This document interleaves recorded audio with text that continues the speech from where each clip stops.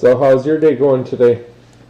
It's good, bro. Just getting some stuff done. Got some new projects started, so running around with the guys per usual. So good day so far. It's hot. It's very hot today.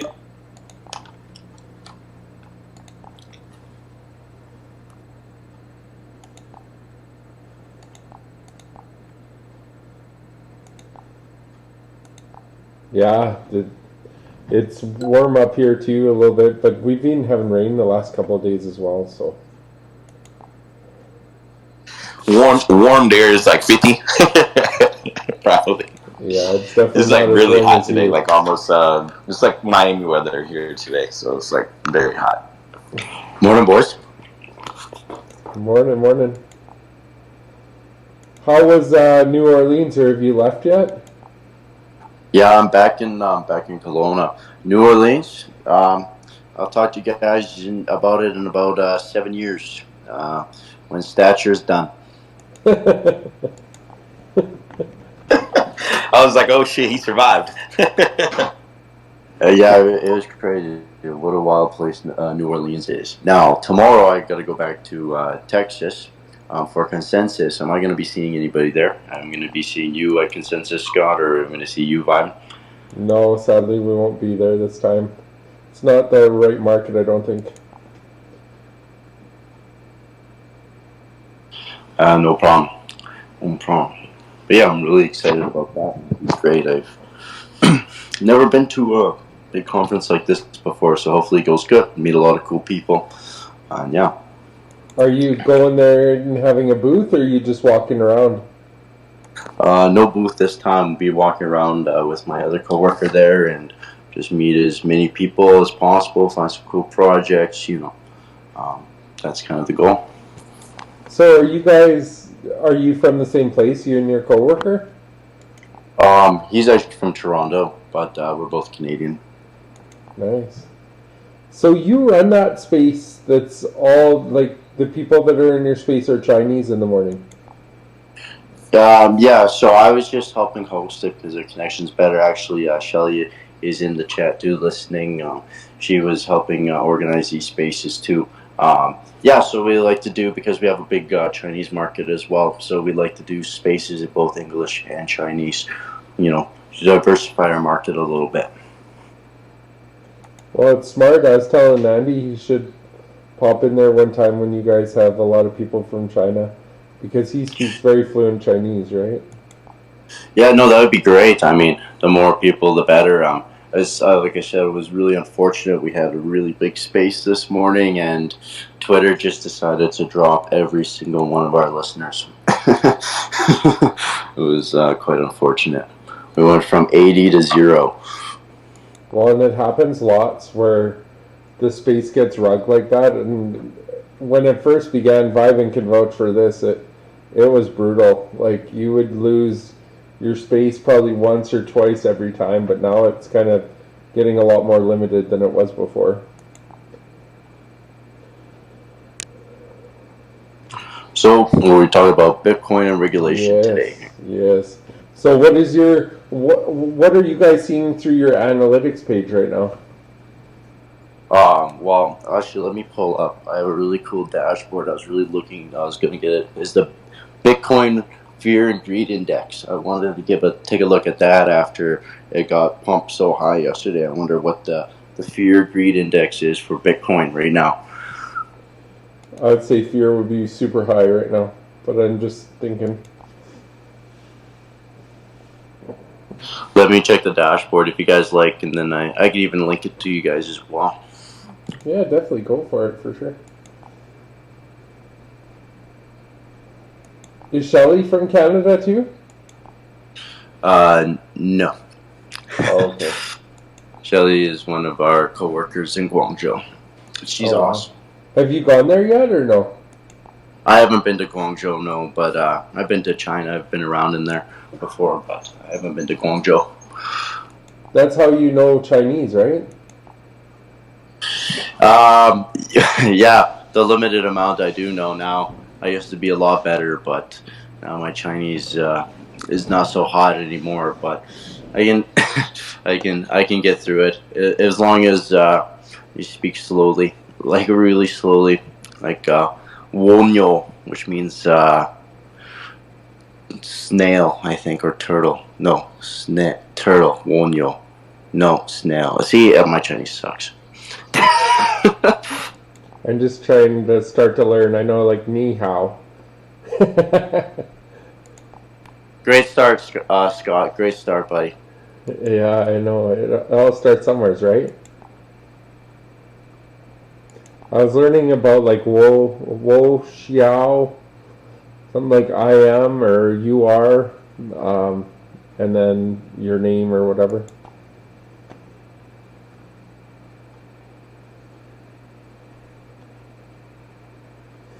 I think Chinese is very important. It's definitely becoming a very big part of the technology sector of the world. So we definitely need to learn. Oh, he got rug pulled. So Viben, what's your sentiment today? What are you feeling? With what for the market? Yeah. Come on, man. Wake me up at 20,000. Yeah, stop talking about this market thing. You're gonna depress yourselves more talking about it. Wake me up at 20,000, man.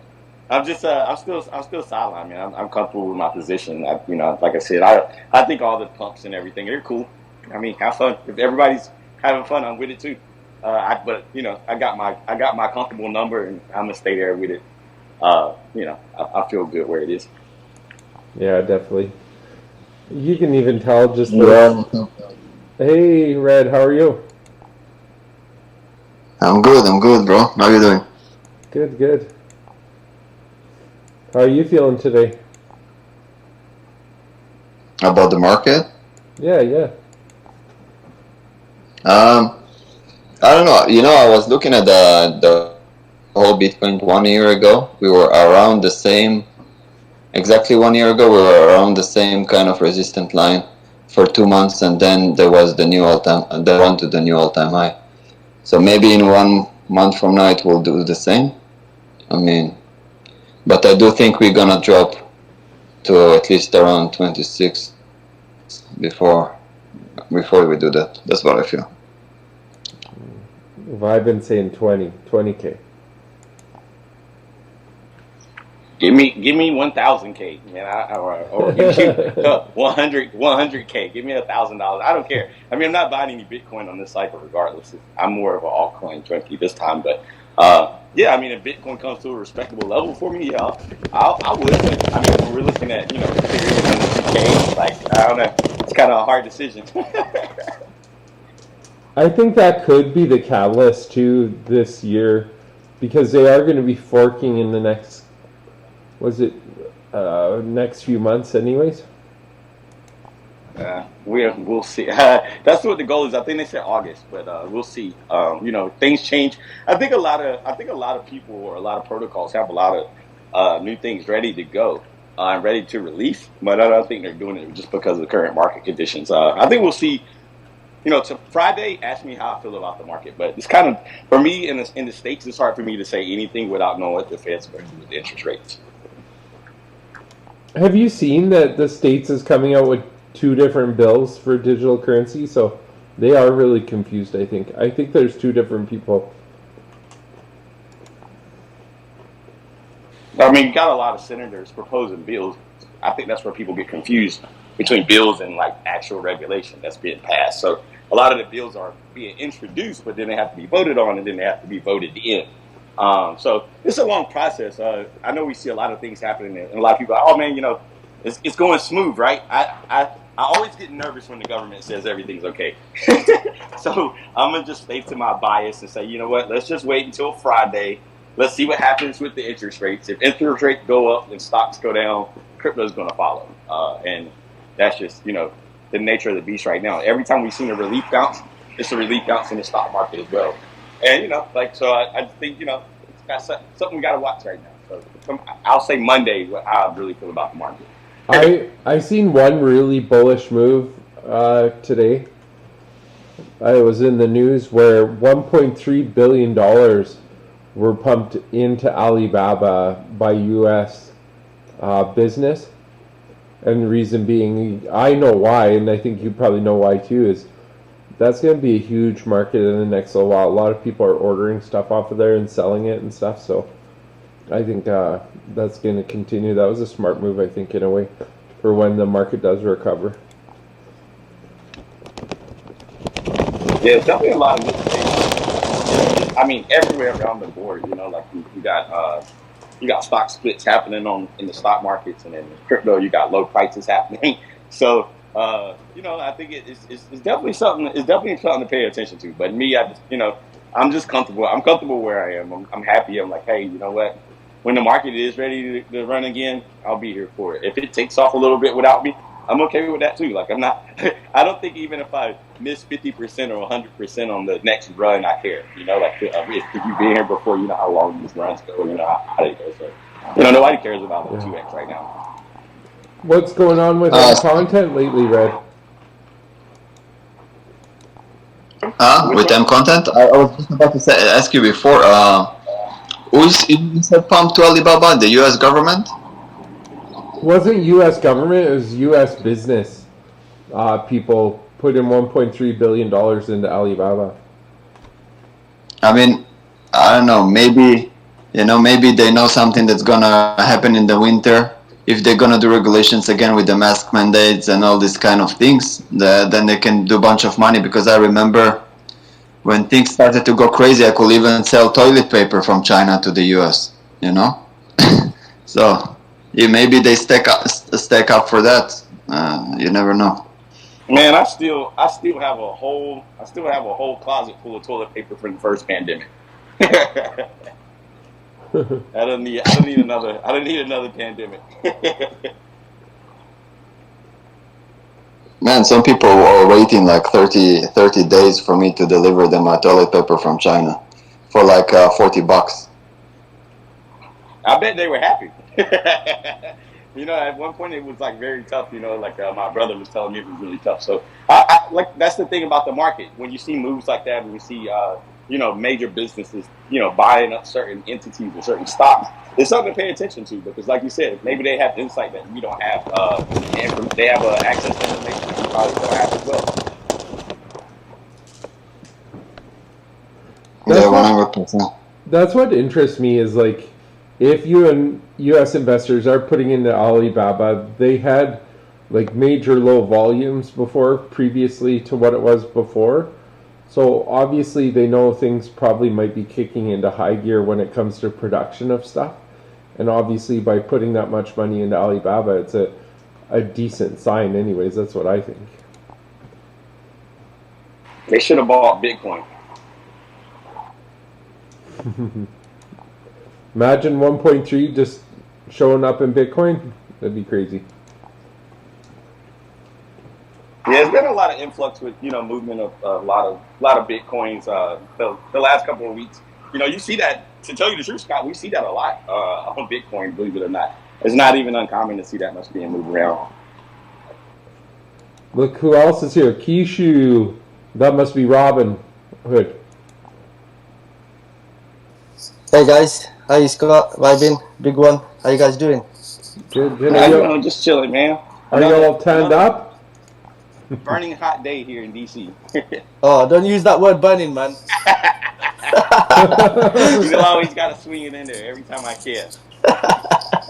I know, man. How you guys doing? What's the topic today then? Bitcoin and regulations. I see there is a lot of regulations kicking in, man. Yeah, man. I don't know if you guys heard about NFTs as well. Regulations for NFTs. Which part? Just in general, I seen it like you know how they looking into. I think there was where did I see it? I'm sure it was exchanges and NFTs in general. So I don't know which part, if it's ICO or, you know, just trading wise and, you know, all that stuff. But yeah, something about NFTs, man, coming weeks or months. So that's not like I don't know exactly what it is though. They're biting off too much. How do you think the U.S. regulating crypto affects the national crypto stage, though? I say short term, probably not so good, but in the long term, it's probably good, because once it gets regulated, it's catering for the whole world now.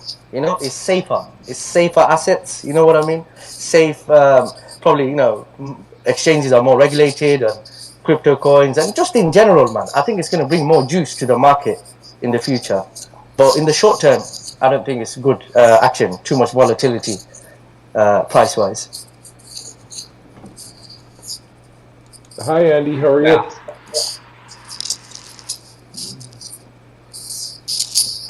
Oh, your mic is on, Robinhood. Go ahead, no fame. Sorry. No, it's all good. What's going on, guys? How y'all doing today? Yeah, bro. How you doing? Excellent. Not bad, man. So I kind of agree with Kishu. It might be short term. It might not be that great, but we talked about this the other day, Scott and Bob, and we know that the regulation is definitely needed. We need to get some of these bad actors out of the space. We need to, go through here with a fine tooth comb and get some of these guys out of here that are, taking advantage of investors. And again, I harp on this as well all the time. You got to do your own research, you know what I mean? But still, we don't want people coming in here giving the space a bad name because, there's some great projects out here that, trying to do better for various communities and things of that nature. So in the long run, it's definitely going to be a plus. I know a lot of you guys saw it too of probably what's going on with Grayscale. How they hired Obama's lawyer or whatever because seem to be having issues not to be able to get an answer from the SEC on the Bitcoin ETF and things of that nature. I think that's going to play a big role too. And once that passes and that goes through, that opens up the doors to a different set of investors. Going through Grayscale because you got some older people out there, some older heads that are that are not going to use the actual crypto trading platforms. So them being able to access it through a similar stock market type, it's definitely going to make a difference. And that could be a big push as well. We all know that's going to take time, and we don't know how long they're going to drag that out. But it is what it is, and we're here for the space for the long run, not the short term. So just sit back and wait and see what happens. So do you guys, I guess I should repose the question. Do you guys think that we would be, like crypto would be safe without American regulation? If let's say a U.S. regulation was like, you know what, we're not going to accept anything except Bitcoin and Ethereum. Do you feel like the market would survive fine without American regulation? Or do you feel like the American regulation is going to really validate the crypto space? I believe it's definitely going to be a make or break. I get what you're saying. I see what you're saying. Like, for example, maybe the U.S. regulation, maybe they want to say, hey, we only want Bitcoin, Ethereum, things of that nature. That's hard to play out. We don't know how they're thinking. You know what I mean? And that's a tough one. And we already got massive. We talked about this before too. Massive market manipulation. So I don't know, man. That's a tough one. That's real tough. Hey, January, I've seen you in another space, I think, previous. I didn't tune in, but I heard you gave out lots of great advice. And you personally, it looks like you work for the U.S. government or do something within it. Yeah, so first, thank you so much for having me. I got an invite to this room, and so that's why I joined in. Right now, I actually work in the private sector within the digital identity realm, so allowing people to prove their identity remotely and then build confidence that we are interacting with them. So in the digital identity space, this looks like document verification, self-sovereign identity, blockchain identity, decentralized identity, that kind of space. So that's my background on that. And currently, I'm running for U.S. Congress against Burgess Owens. I left the major political parties because I didn't feel like they were serving the people any longer, and I wanted to deliver kind of like the next generation of politicians and what we look like and what we do, which is really putting the people over party politics and coming up with solutions that drive us forward and unite us. So that's kind of where I'm at. And January, how do you feel the reception is with the younger community now? And because I feel like the same way. I feel like the younger generation is trying to get away from the two major parties, just because everybody feels like at this point they're probably not the best group of people for either, for the common people, right? So how do you feel the reception is going when you guys introduce a third party or talking about new form of politician and things like that? Yeah, so the reception has been overwhelmingly positive from the younger generations. So what we're seeing is moderates love it, the younger generations love it, and we have data to back this up as well. When we look at specifically my congressional district, when I look at their voter data for the last 9 years, it's been well, first, let me give you a quick background on this. The Republican Party has had a supermajority in Utah for over 40 years now. But Gallup did a survey, and they found that only 41% of the constituent base is actually conservative, 40% is moderate, and 15% is Democratic, with the remainder falling amongst other parties. Or I should say ideologies. So with that, the fact that Utah's young, beginning kind of with the millennial generation all the way down through 18-year-olds today, overwhelmingly register as moderate, and having a candidate that's saying, look, I'm not here to serve the parties, I'm here to serve the people, has been really awesome. Really good stuff. Really good stuff. We can go down that road a long time talking about those, but I kind of want to stay on the topic on hand and talking about some of the regulatory and regulations that come with cryptocurrencies and Bitcoin. And I guess you being in office, in some position in office, does this topic come up a lot? Because it's funny because like I have friends who are financial hedge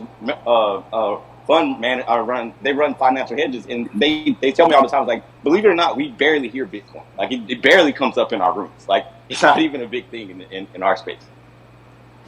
Yeah, absolutely. I think that there are a lot of factions across the blockchain crypto community, and so in some spaces you won't hear about Bitcoin as much as in other areas. So for clarification, I am a candidate this election, so I'm trying to unseat an incumbent named Burgess Owens, who's come in with big money. And that's a little bit of why I'm trying to lean into this community, because this is something that I really care about, that I'm passionate about, bringing the right laws that foster innovation, but allows some kind of framework that how do I put this? Put in a framework that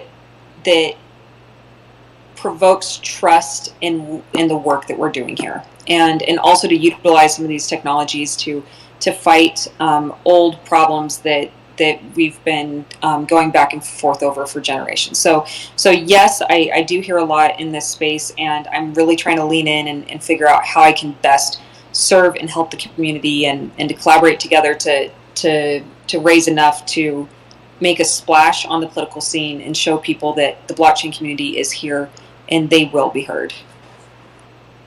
Well, and that's crazy about politics right now. Like, all the major politicians are usually backed by big money and big corporations, it seems, in the past anyways. Yeah, you got to buy your vote, man. That's their policy, almost, in a sense. Hey, what's up, Rick? I seen you came up as well today. I just wanted to speak to you as well, tell you what's up. Yeah, I just wanted to say, I think someone had posted a meme or something a while back that said if congressional leaders and senators wore sponsors like NASCAR, they would look just like a driver. So I think it's interesting to see big money kind of play into it. Definitely. And then January, we want to commend you because, hey, you say you want to, get into space and get to know the people, and this is the start. When you're able to get into some of the Twitter spaces and just hear how people feel. We try to offer the most indifferent opinion here. I say sometimes, waking up at Bitcoin at 20K, but I'm not bearish on the macro aspect of Bitcoin. I think right now we're due for a good reset, and I think it's a great way to bring in new users. I think if the prices stay at the prices they were at and continue to go up, there's nowhere you're going to get mass adoption of people buying into Bitcoin. Average cost around 50,000. You know, like especially right now, I think it's only about in the last 5 years if you bought Bitcoin, I think only about 2 to 3% of people are in profit. So the price does need to come down to a respectable level, and then you get more credibility. I think at those lower levels that can take you back to higher levels. Yeah, that's a good point too, Vibin. And as we spoke of plenty of times in it, you know, we're still early. Even though, you know, Bitcoin itself, you know, may have a track record of around 10 years or so, we're still relatively new in the space. We still got a lot of people, you know, that have doubts, the what ifs and the what have you. But a lot of the people, honestly, even on the higher totem pole, the people who somewhat doubt it is because they don't understand. Sometimes having the lack of knowledge can be ignorance. You know what I mean? Some people need to take a step back and start digging into it. Like I've been trying to tell people about crypto for the past few years now, and I've been putting on various people to crypto. You know, anywhere from your average person all the way up to, you know, doctors, surgeons, like literally. And it even took a while to get some of them. You know, you just got to break it down and help them understand, because again, they don't know, and all they go off of is some information they may hear from someone else in the past. Oh, you know, this is a scam. This is a Ponzi scheme of, you know, this whole thing. So you actually got to break it down for them, and they start to understand that blockchain technology, exactly, you know, what it does and how useful it can be in various different areas.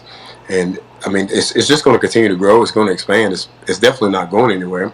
It's just we need to get the right people on our side to be able to voice various opinions so they can understand the facts and everything that's going on inside of the space.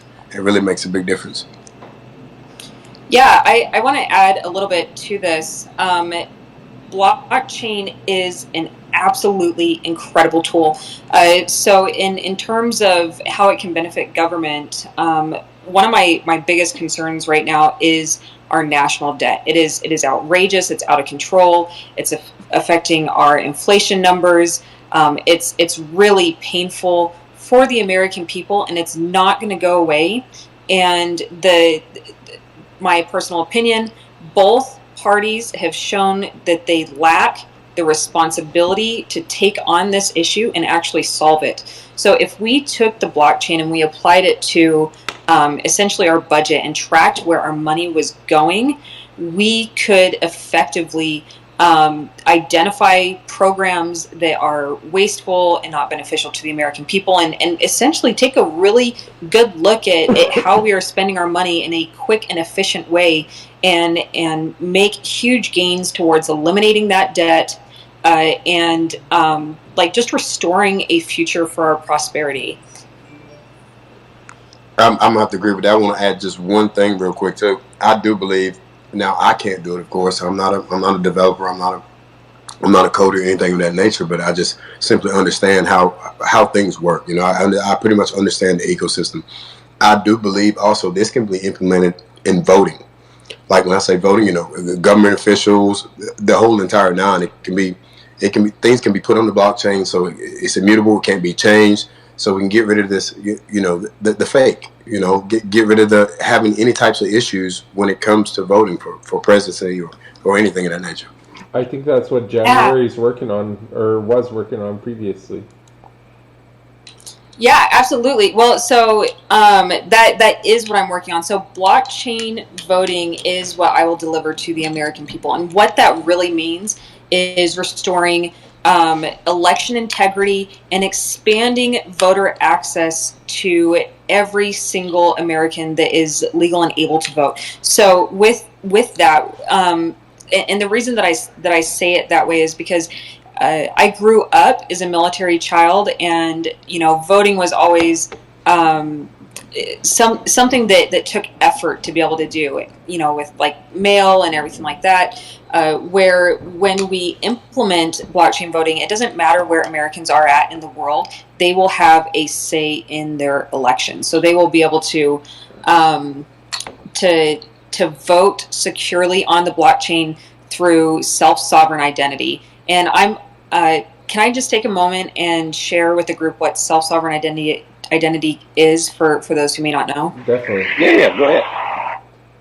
Perfect. Thank you so much. So, self-sovereign identity allows you to have complete privacy over your personal information. So the way that this would work is you have an issuer of a portion of your identity. You take it and you put it in your wallet. So I'm going to use, for simplicity's sake, a driver's license, right? So you have your driver's license. It was issued through a DID or a decentralized ID and put into your wallet. From there, in today's world, if you wanted to go to a bar, right? If you went to a bar, you would have to show them your ID, and they would be able to see everything about you, like your name, your age, your weight, your eye color, all the way down to your address, right? And for me as a single woman, a bartender does not need to see my address, right? It's not necessary. So with your self-sovereign identity wallet, you'll be able to give them the only information that they actually need, which is, yes, I am over the age of 21. And when you apply this to the blockchain, you can essentially have your voter registration and your ballot, everything in there. And then when it comes time to vote, you just click who you want for your candidates for your nomination. And then from there it cascades and it goes out to the blockchain, and it's immutable, right? So this is a way in which we can track and bring election integrity to this space, right? So blockchain has a significant amount to offer the world. We need to put leaders in office that understand this technology, its capability, and aren't mired in partisan politics, and somebody that actually works for the people. And that is exactly what I'm trying to bring to government. Is I'm trying to bring a champion for the blockchain community, a champion for constituents all over the United States, and just usher in a new age of politics where the United States is no longer looked at as a nation that does not have their stuff together. I have one question for you, I guess. Do you find it hard, like being a nonpartisan person, to get the media to pay attention to you, or to be willing to interview you or discuss some of the things that you're bringing? Great question. I love this question. Yes, absolutely. The media has been completely dismissive. When my candidacy was first announced, what they offered me, or one of the news stations offered me, was a spot on their cooking segment where I could share a favorite recipe and not talk about politics, which to me is completely insulting and feather ruffling, if I'm to be transparent. But so the media is ignoring us, absolutely, and that's what I'm trying to change here, and that's really why I'm reaching out and leaning into this community, because one, I want your voice to be heard, right? You deserve representation, and there is none in government right now for you. And I want to be that blockchain candidate that's taking that voice up there. But the reality is without the media attention, without the large financial backing, and by being a grassroots candidate where I'm actually wanting to be people funded, people like you,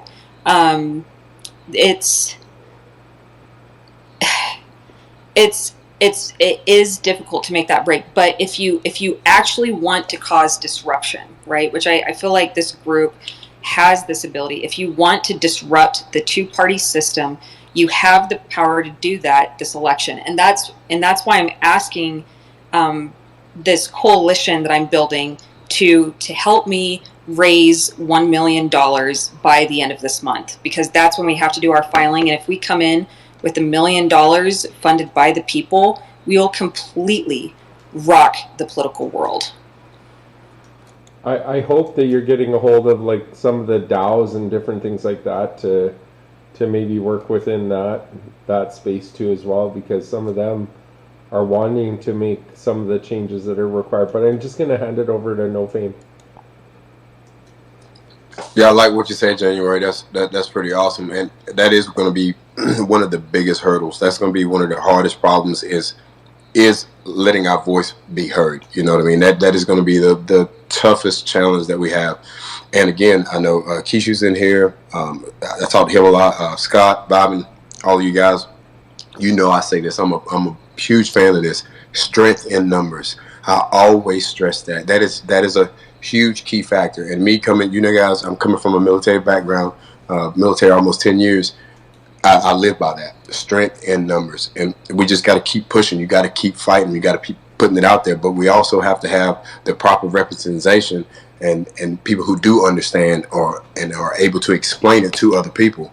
Because if we're getting people and different various politicians in the system that don't know anything about it or are just going to turn the other cheek, it's going to continue to be a problem, and it's going to be hard. It's going to make it harder and harder. We'll still never go anywhere, but it's going to make it harder and harder for us to push through, harder for us to fight. So if we can get somebody, you know, in there, just like a little mold or something, and just, you know, spread the word, and it can happen for sure. Do you know what's funny is I'm noticing a lot of these people that are passing the regulations. I hate to say it because age shouldn't have any matter in this, but it seems to be like the 60-plus-year-olds that are passing these crazy bills or regulation that are going over and above what they should be doing, and it seems to be in that generational gap or whatever, where our younger generation are open to it, such as January or some of the other ones that are willing to listen and learn and grow within the space. And I really hope that we do get more of the younger generation, and I hate to say it, the older generation kind of needs to dissipate a little bit sometimes.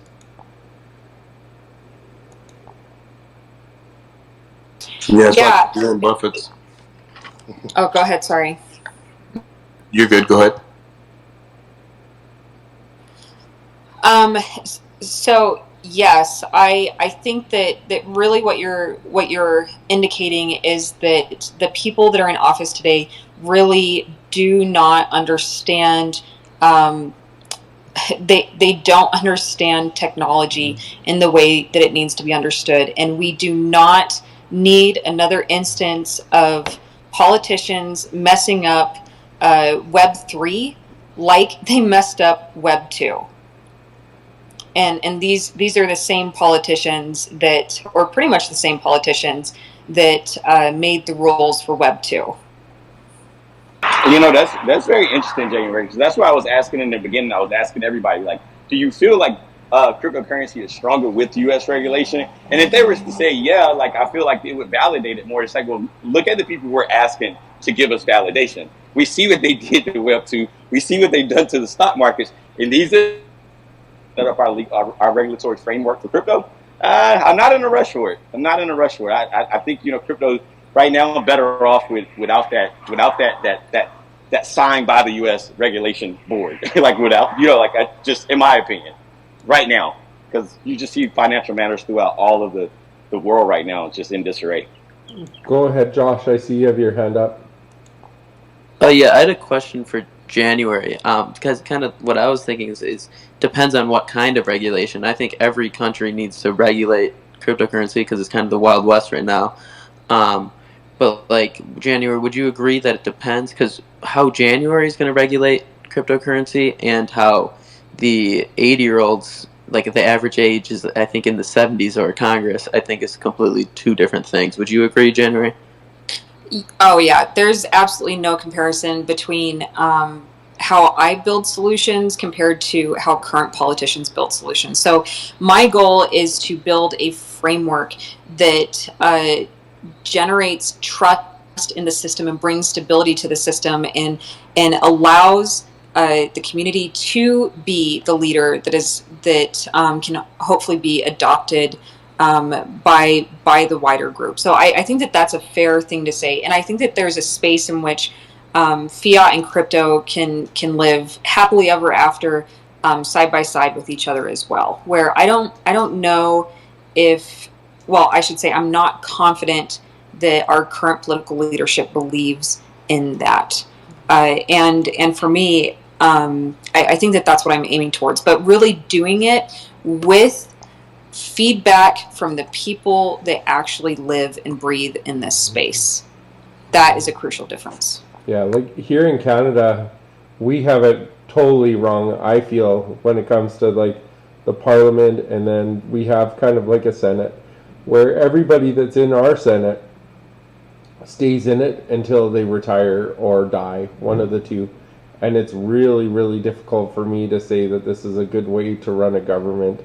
I think there's probably issues in every government, though, but I mean, to allow people that are 60 or 70 years old enjoy their spot in the Senate to make decisions for us, where they've been out of everything for 20 years or missed a lot of the stuff because that's our only job. Their retirement is based off of being in that Senate position with the Canadian government. And I really have a hard time with politicians never broaching the subject about an archaic system like that. Like that was from the very beginning of Canada's founding that they did something like this, and I just don't understand how we don't get rid of people like that. It doesn't make sense to me. Well, so the answer to how we don't get rid of people like that is that we aren't banding together with our money to, like, as the people, right? So there's this space in which we become disenchanted and we've given up hope, and you hear it because people are like, things will never change, or this is just the way that it is, and I'm here to say that it's not. We can have a world that works for us, and our leaders actually work for us and put us first. But in order to get there, we have to band together. And that's when we do that, you will see these old systems start to break and crumble, and people that have retained their power for decades lose their power. And that's where we're at. And this election is a turning point. Pretty much you have, 5 months? 5 months to change the entire course of our world. And that's what I'm asking people to help me do. Go ahead, Josh. Yeah, sure. I was just going to say, the number one thing I look for in a representative that I think is kind of different from what people have heard is like a lifelong learner. So if you look at, they're the people creating policy that govern you in a digital world that's constantly changing. They have to understand it. How are they going to create policy if they don't understand it? And like I look at January, she comes from the finance world, but she's just dived completely into a space that she was never organically in, because she knows she has to learn about it if she truly wants to represent the people. And what I see is these people who have their power completely consolidated in the Congress, they don't have to learn. And we have to force our Congress people to say, hey, if you're going to represent us, you have to work hard. You have to understand where the world is going, or else we're going to be left in the dust. I mean, I was listening in a space with a SafeMoon, someone from SafeMoon. Sorry, I'm not sure if that's a rival here, but he was talking about how India's government is light years ahead of America's government as far as cryptocurrency policy. So that's my 2 piece on that. India is very heavily regulated right now. Like when it comes to taxes on their cryptocurrency, it's over 30% in India, and they're so divided by other parties and stuff like that. The biggest thing is, like, I think it doesn't even matter. Like here, for example, I'll just pull something here. So Kishu, you're from Britain or wherever. How is your parliament and your government? Like, is it a bunch of old, I hate to say it, but like old fuddy-duddies and stuff that have been stuck in power forever and the ways don't just change? Or like, personally, I think people should be held accountable when they pass a bill. Whoever sponsors that bill, be it a corporation or anything like that, should be listed on the bill as people know where these are coming from and who's making the decisions or pulling the strings. Yeah, Scott. We're talking about taxes here in the UK. It's like saying, you know, when the market's bullish, you get all sorts of things happening. When the markets are down, not so much happening. So when it comes to taxes, the usual 20%, if it's, up to a certain amount, is 40%. So things do change around, and there's a lot of stuff regulated here. I think last year, it was where we had Like we got spot trading, but derivatives kind of banned. You're not allowed to really trade like leverage trading and stuff like that. It depends. Certain sites and well, most places you can't. So it's quite annoying when you're a full time trader. In UK you got millions of traders. This is like your daytime job. Your 9 to 5 job, and then 1 week it's this, and next week is something else, and it's not good at all. So it's like saying it's all over the place. Right now, I'd say the last 6 9 months it's been okay, but you can almost smell it. It's going to change in the next coming months. So hopefully it goes good. But yeah, let's see. I think everything is different in general overall, Scott. Depending on where you live, it can even vary. In how U.S. we kind of have an umbrella, regardless of what state you're in. But even when it comes down to the various states, they still have different laws and different tax laws. So I believe a couple months back, I believe it was Kishu, when you and I were talking. Remember, we had like a long conversation, and we were talking about the taxes. So I was explaining to Kishu how in the states here, let's just say for an example, I go buy a house for $1 million and I pay cash for that house, right? And then I was telling him we still have to pay property tax. And he was like, "What is property tax?" I was like, "Well, it's something that's taxed upon the house annually. And if we don't pay that property tax, then we can still get our house repossessed, even though we paid in full on the house." So if I'm not mistaken, I believe he told me they don't have that there. So once they pay, for example, for that house, then that's it. Yeah, that's insane. I don't know what it is with US. You guys got like there's so many things in US. It's different to UK. For example, there's a lot of things like how Nofe mentioned about the houses, buying and purchasing house is so much different here. It's just even like for example crypto stuff in US. You guys can't participate ICO, IDO, all these kind of stuff. It's like saying after it's done and dusted, then the US citizen can go and invest, which is not fair. I think it should be open. I mean, pretty much the whole world is open to do ICO, IPO. Probably about 10, 15 countries can't. And it's shocking to see US always in that category. Restricted US citizen. No. In many, many things, even tax-wise and stuff like that, you guys, it's too much, seriously. I think this needs to get sorted out from US. You guys, I don't know how, but need to sort this thing out. It's not really fair for the citizens. Well, Yeah, and that's a fair point, Robin. That's why I always say, like right now, like I think the people that's in crypto that are comfortable using VPN and you want to do what you want to do. I think those people are good, like crypto punks in a sense, and they're gonna stay a little bit rebellious.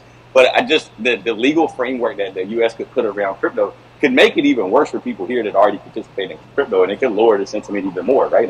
And because I don't like what us not being able to participate in ICOs and things of that nature, it just lets you know that hey, they're not going to let you get that far into it, make this a large sum of money, and then they haven't figured out how to tax it yet, right? So it's just like it's a lot of unclear circumstances to come along with it. So like I'm with you, man. I feel like we have to get it together, but again, look at what they did with Facebook. Look what they did with Instagram and others. Look at our national debt. So it's kind of hard to say what we're waiting on, right? Or who we believe could come and be the saving grace. And it's got to be the people, obviously, right? But I think we're a little bit further than we think.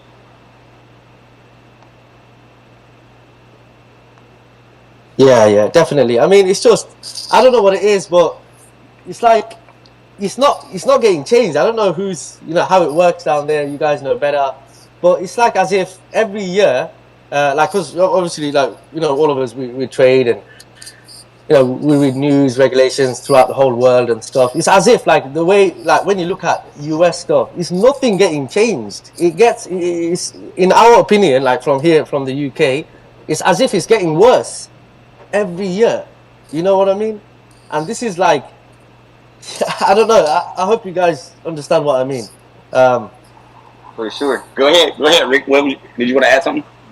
Well, yeah, it is getting worse. I mean, I live in California, right? So we have the highest tax already.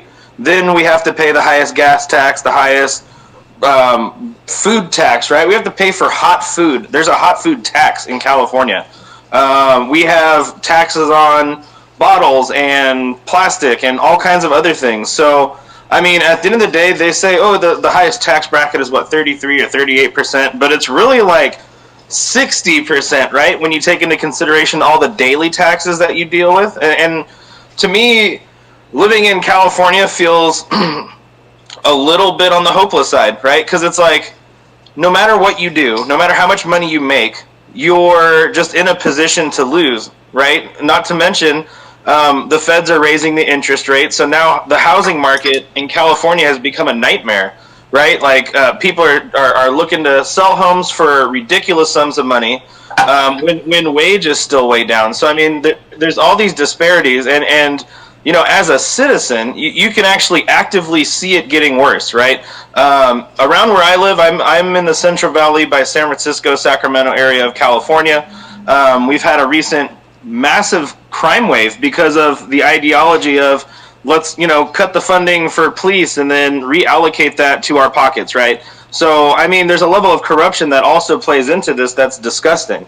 And we can all see it plain as day, right? And you know, back to the idea of being able to trade and do things freely like some of the other countries allow, you know, using a VPN in certain instances makes you a criminal, right? So that's like a whole other issue. So things like that are what hinder people from being able to progress forward. And, you know, when we talk about the land of opportunity, it's like, well, those opportunities are getting smaller and smaller and smaller, which is a big reason why California has had a huge exodus, right?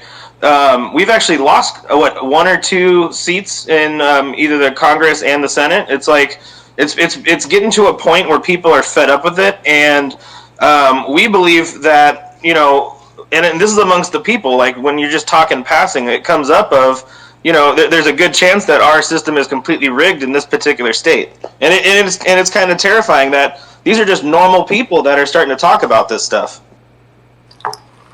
Yeah, hey, sorry, I have to chip in on this. Everything that you were saying is 100% exactly spot on. And I think that we're all very frustrated and angry about what's happening. And we're seeing essentially normal everyday people be leveraged, or like their futures be leveraged for a few people to get away like bandits.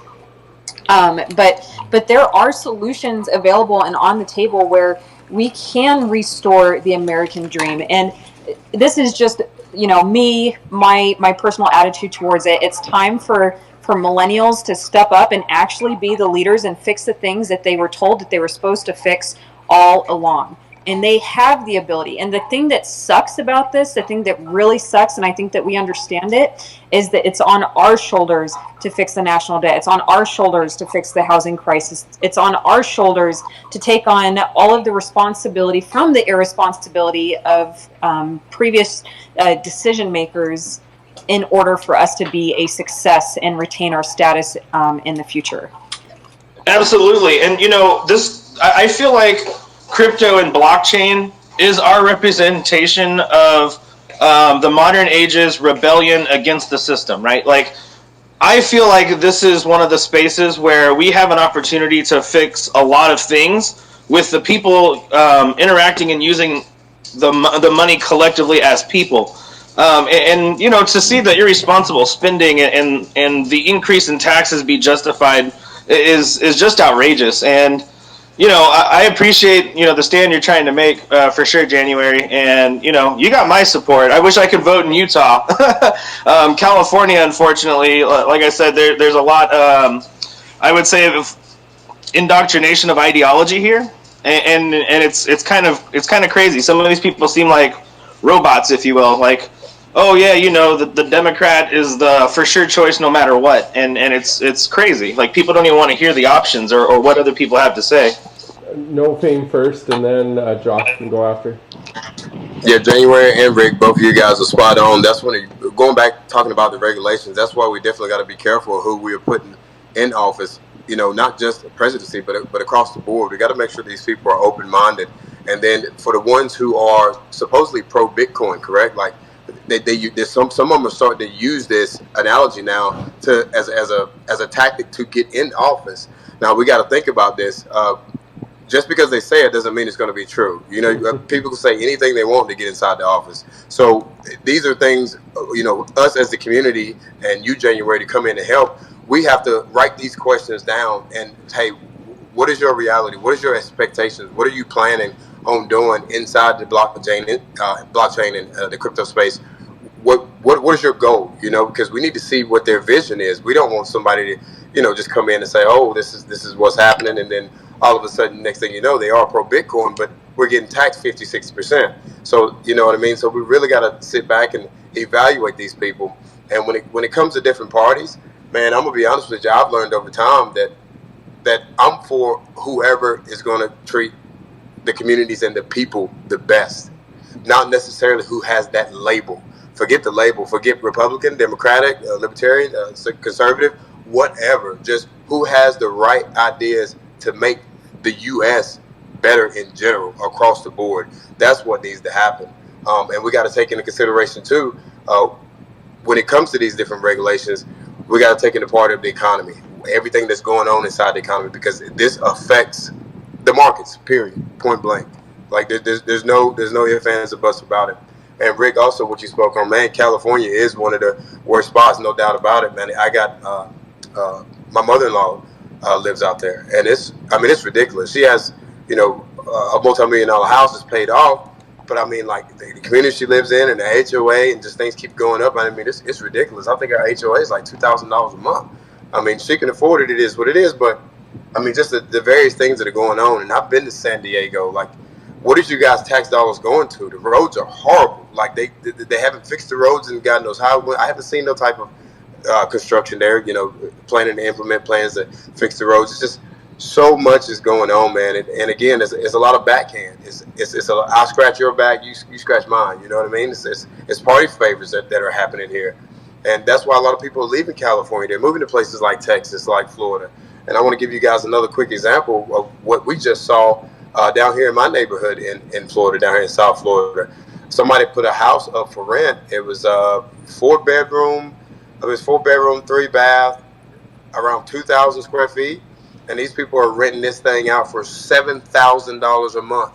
And they're doing it because the market is allowing them to do it right now because of everything that's going on. So there's so many people out there getting taken advantage of on both sides of the fence, man. So again, going back to the regulation, we just got to be mindful of who we're picking, choosing to be in the seat of various political positions, and make sure they have the best interest of the people. That is the main concern, because again, they can say anything just to get in that seat, and then once they get in, game over.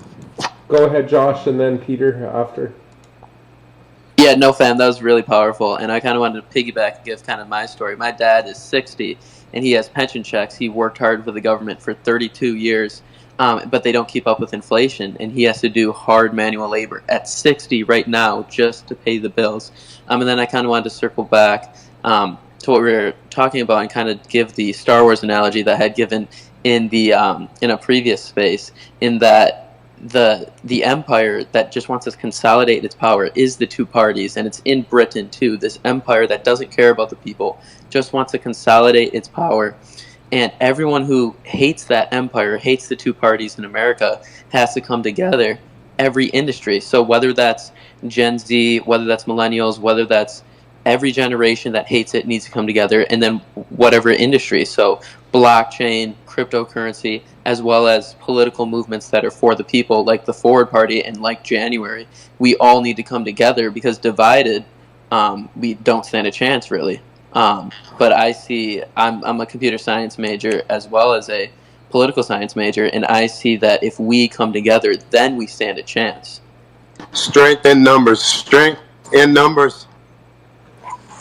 Go ahead, And Peter. then I hold on 1 second. I have to drop this. I do have a campaign robot that follows me around, so like I'm totally into the Star Wars analogy. But Peter, go ahead. Hey guys, thanks for having me up here. I think we all sort of are into crypto because we share certain views about the way the government has not been working for us, and you know, I take a dim view on the ability of regulators to understand and even comprehend crypto, let alone regulate it ethically. However, since we're talking about this, I think it's important as well to take a hard look at our own practices in DeFi and self-regulate a bit. We have tokens and projects that exist simply to chant about how everyone's going to be a billionaire. That is not sustainable math. We have projects that say all you have to do is hold and don't teach their holders about what a total addressable market is and how revenue systems work. So as long as we have this system where hundreds or thousands of projects launch on a monthly basis, all regurgitating the same kind of chanting behavior, that's going to hurt people. It's going to hurt the very people we're trying to elevate. We also have insider trading within DeFi protocols. People are coming into confidential information about partnerships and such, buying the token and then dumping on the holders while being on teams that people trust. So as long as these sorts of behaviors exist, whatever regulations are coming out of this two-party system that none of us cares for are going to be very stringent and directed at regulating this kind of bad conduct. So what is the best approach for a DeFi protocol? Well, number one, don't be an asshole. Don't be out here saying that we're all going to become a billionaire when that's just not a mathematical feasibility. Don't be out here promising the moon to your holders when you're not actually delivering on the deliverables you promised to make. Like, until we can, as a DeFi space, agree on certain principles, maybe we deserve to be regulated aggressively because it's not working. There is so much reliance on BS influencers that say the same stuff without actually identifying a plan on how to generate value.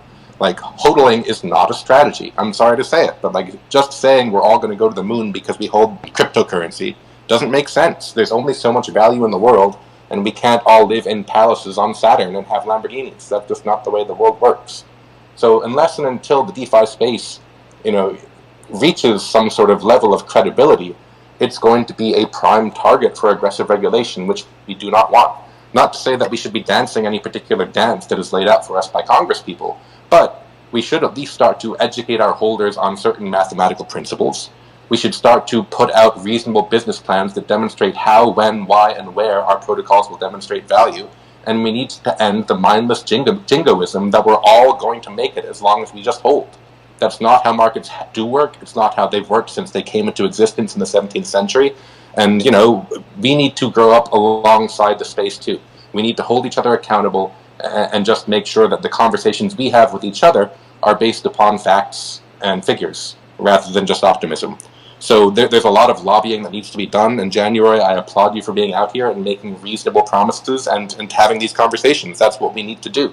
But we also need to look within sometimes and take a good hard look at the culture that's been fostered around us, because we're allowing those influences to take over, and all we do is go on Twitter and shout about how we're the next 100x. It's not how math works, it's not how society works, and we need to get realistic about it. That's 100%. That's 100% true, and we do need to have some type of more stringent regulation on it. I want to use a perfect example. So we're not going to get deep into the example that I want to use because the crew I'm with, we've already talked about this before. But it's just a perfect example is we're talking about the gun regulation, right?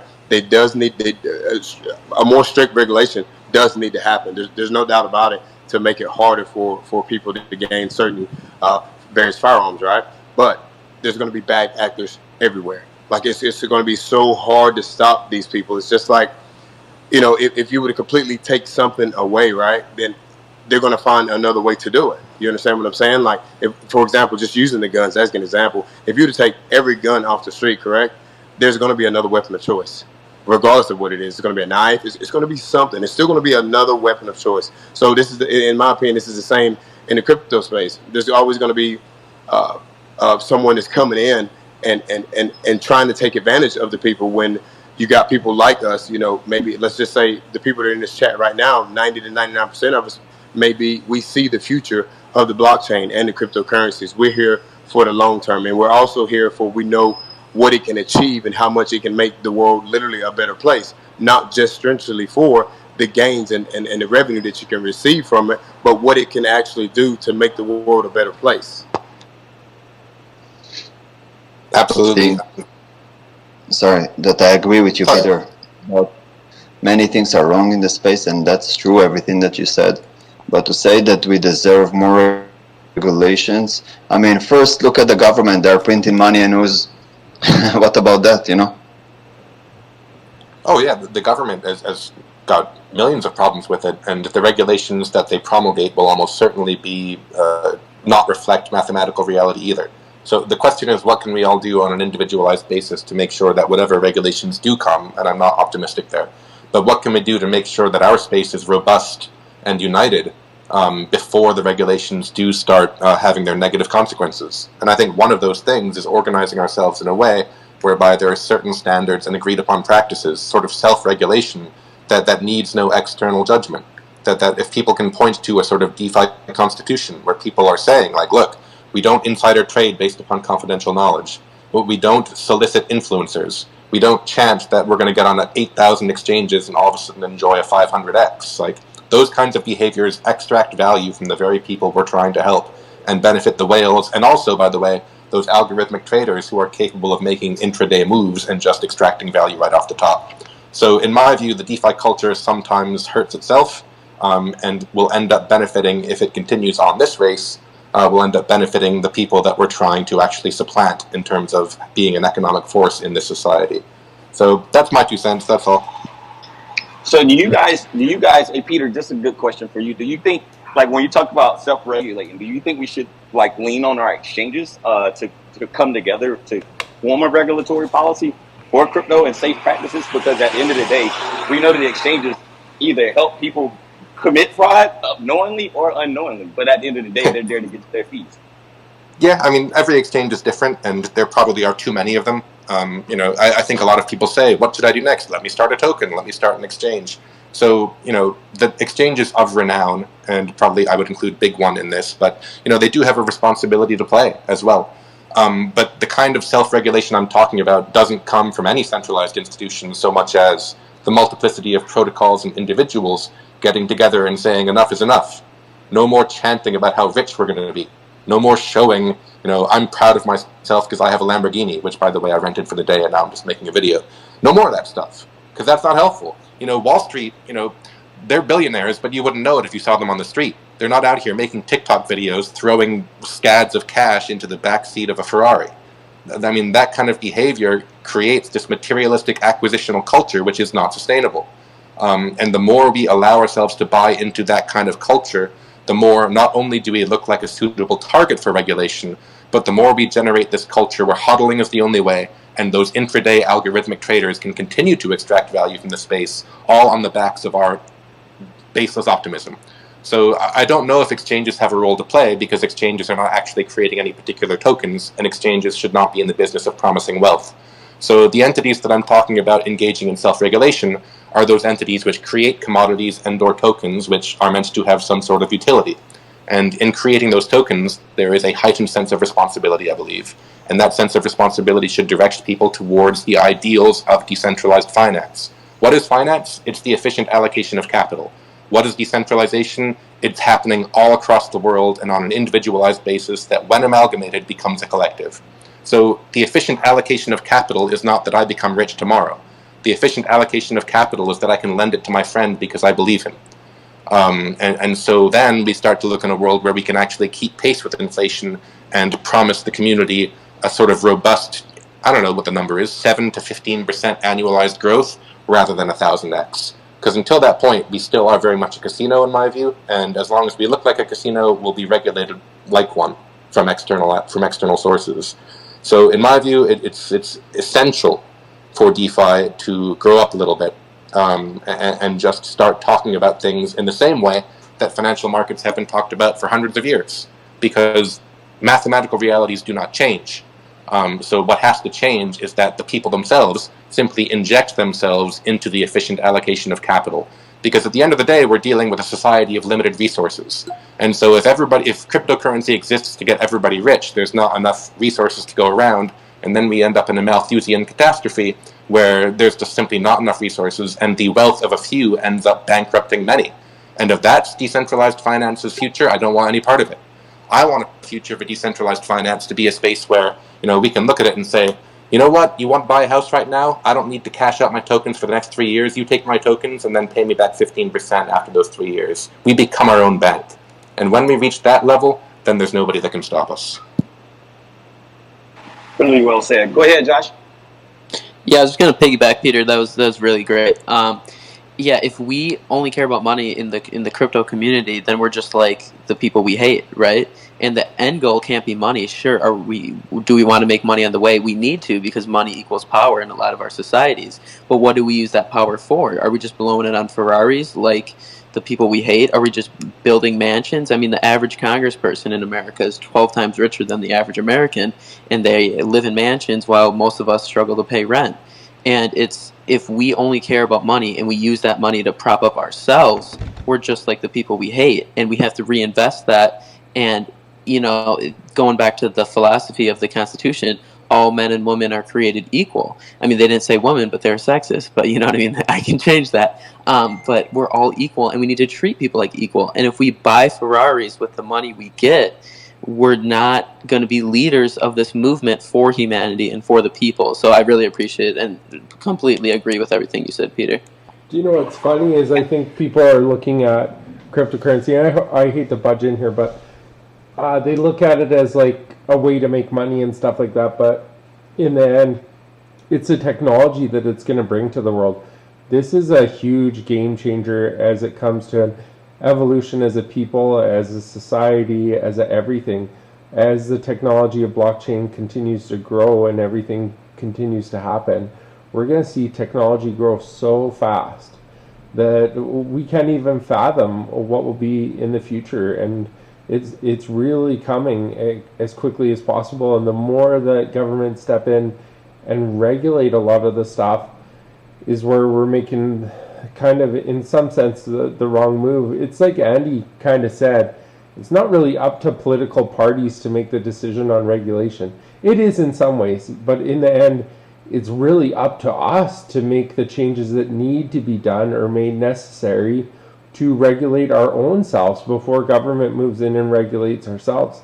Because if we don't work together and do it as a crypto community, we're not making the correct changes before the politics moves in. A perfect example is that Luna token that just crashed. Like, I mean, if we all had say in something like that continuing to happen, and you see it with Tron doing the same thing, I hate to say it, but I mean, it makes me super fearful of algorithmic stable coins, and we're not doing anything after this happened.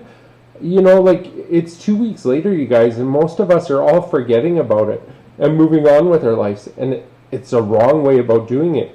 We need to counsel together or do something to make some drastic changes.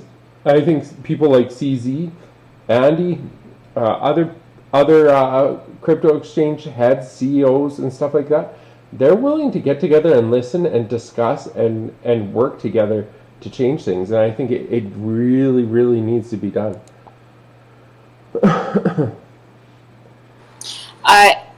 I just want to chime in really super quick. I love everything about this conversation. I do have to hop off to move on to another meeting. Thank you so much, everybody today, for listening and championing and helping join this coalition that I'm trying to build. And from this group, we had a bunch of people visit my profile and send donations to help put your dollars where your voice is, essentially. So thank you so much, and I hope you all have an amazing day.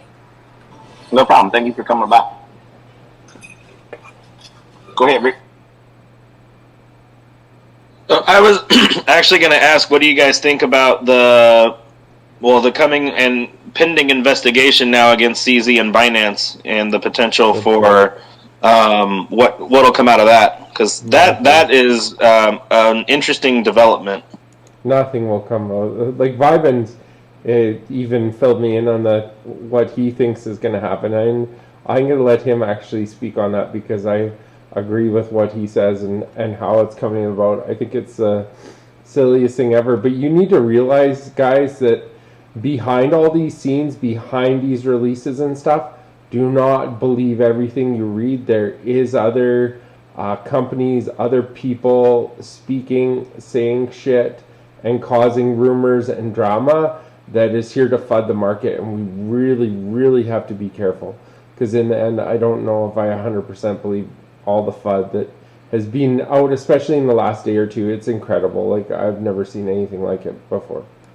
Hey, Scott, I've said this 1,000 times, man. Remember, every time we get to have a little bit of price movement, man, somebody comes out with this stuff. It's an attempt to drop or crash the markets because they know a lot of people, man. A lot of people are driven by emotion, but the people like us who actually believe in the space and the change that we can create with everything, with all the technology we have, man, we're not going anywhere. So we won't be flooded out of our positions, and we're going to continue to move forward and push forward. But it's never gonna stop. It's not gonna stop. It's part of the game. Go ahead, Peter. Thanks. Yeah, I mean, the SEC is investigating Binance, and to the extent, I mean, I don't know if they have like quants on staff, but I think they're probably aware that it won't necessarily have a price impact. I'm not sure if that's their goal.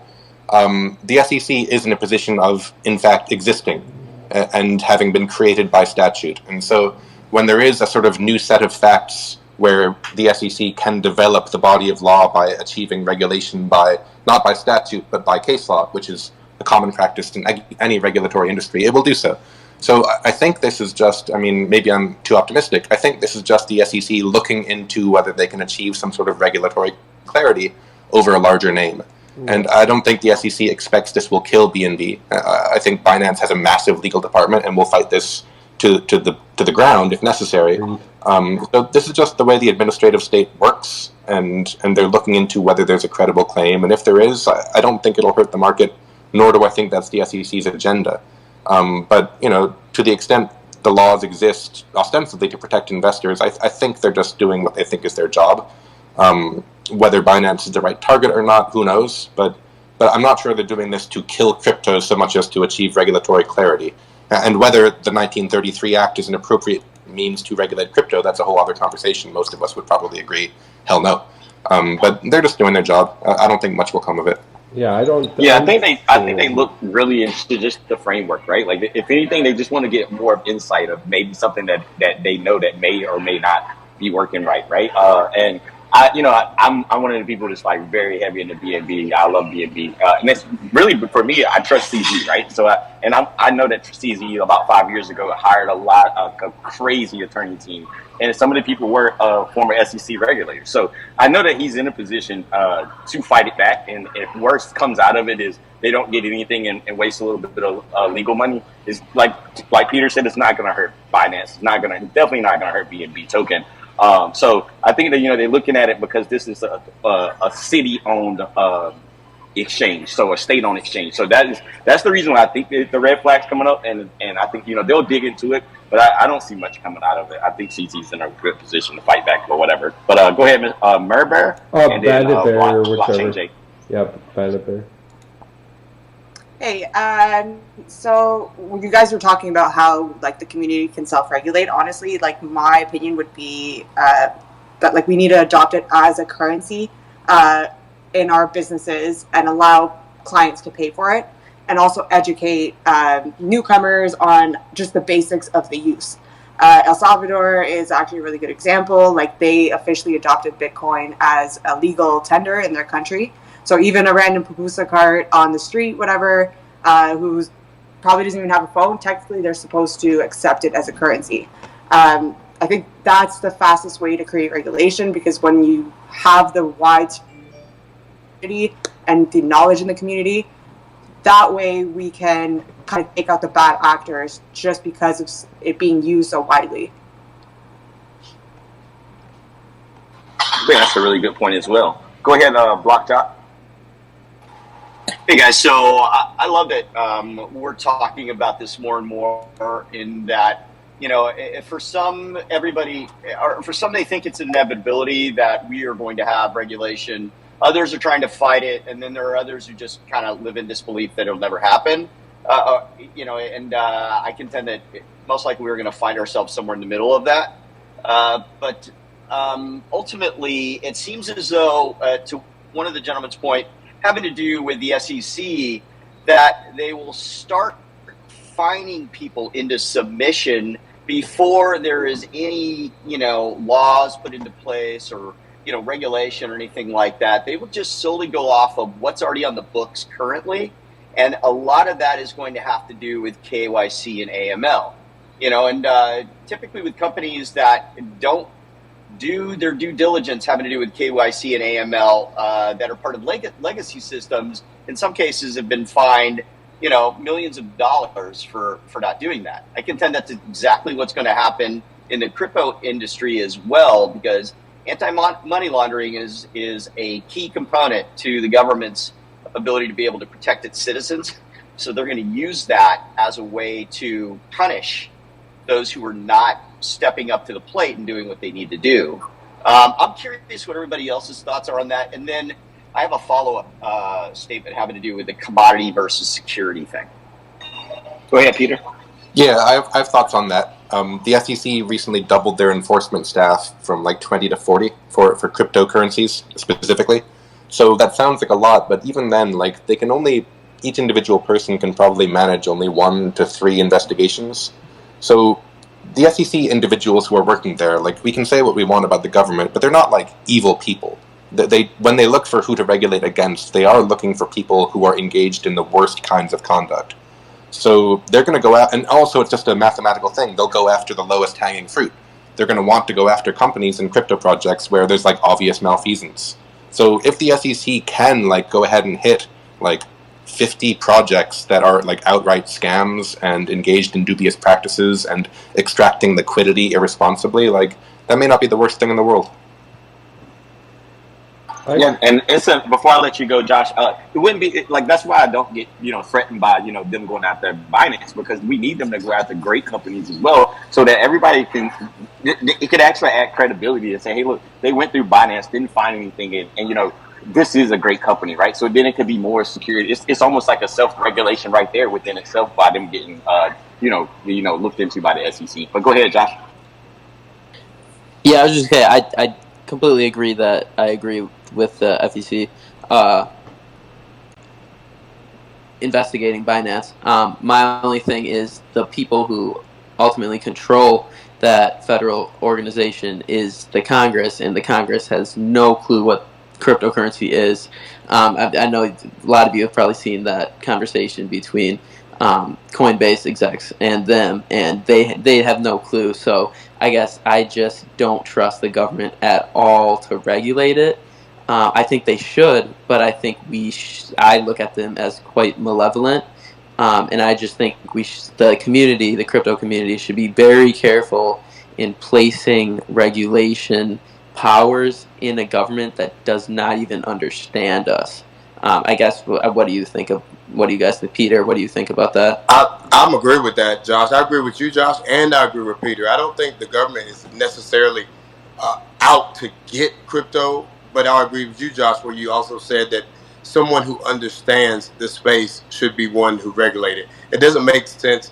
Like how can you act like a cop and pull somebody over for a crime if you're not a cop and you don't understand the laws? So that's just the way I think of it. But Peter, I want to say on your part as well, again, I do not think the government, the entity, is bad, or the SEC, the entity, is bad. But you must remember there's bad actors everywhere. There's still bad actors inside of those entities.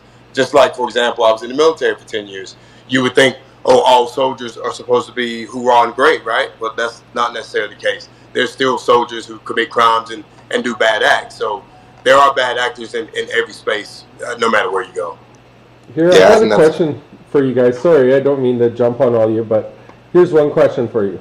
What if blockchains as a whole, like a lot of the different major blockchains, made it so that when somebody was going to do transactions on their chain, that they had to KYC themselves to the actual chain itself?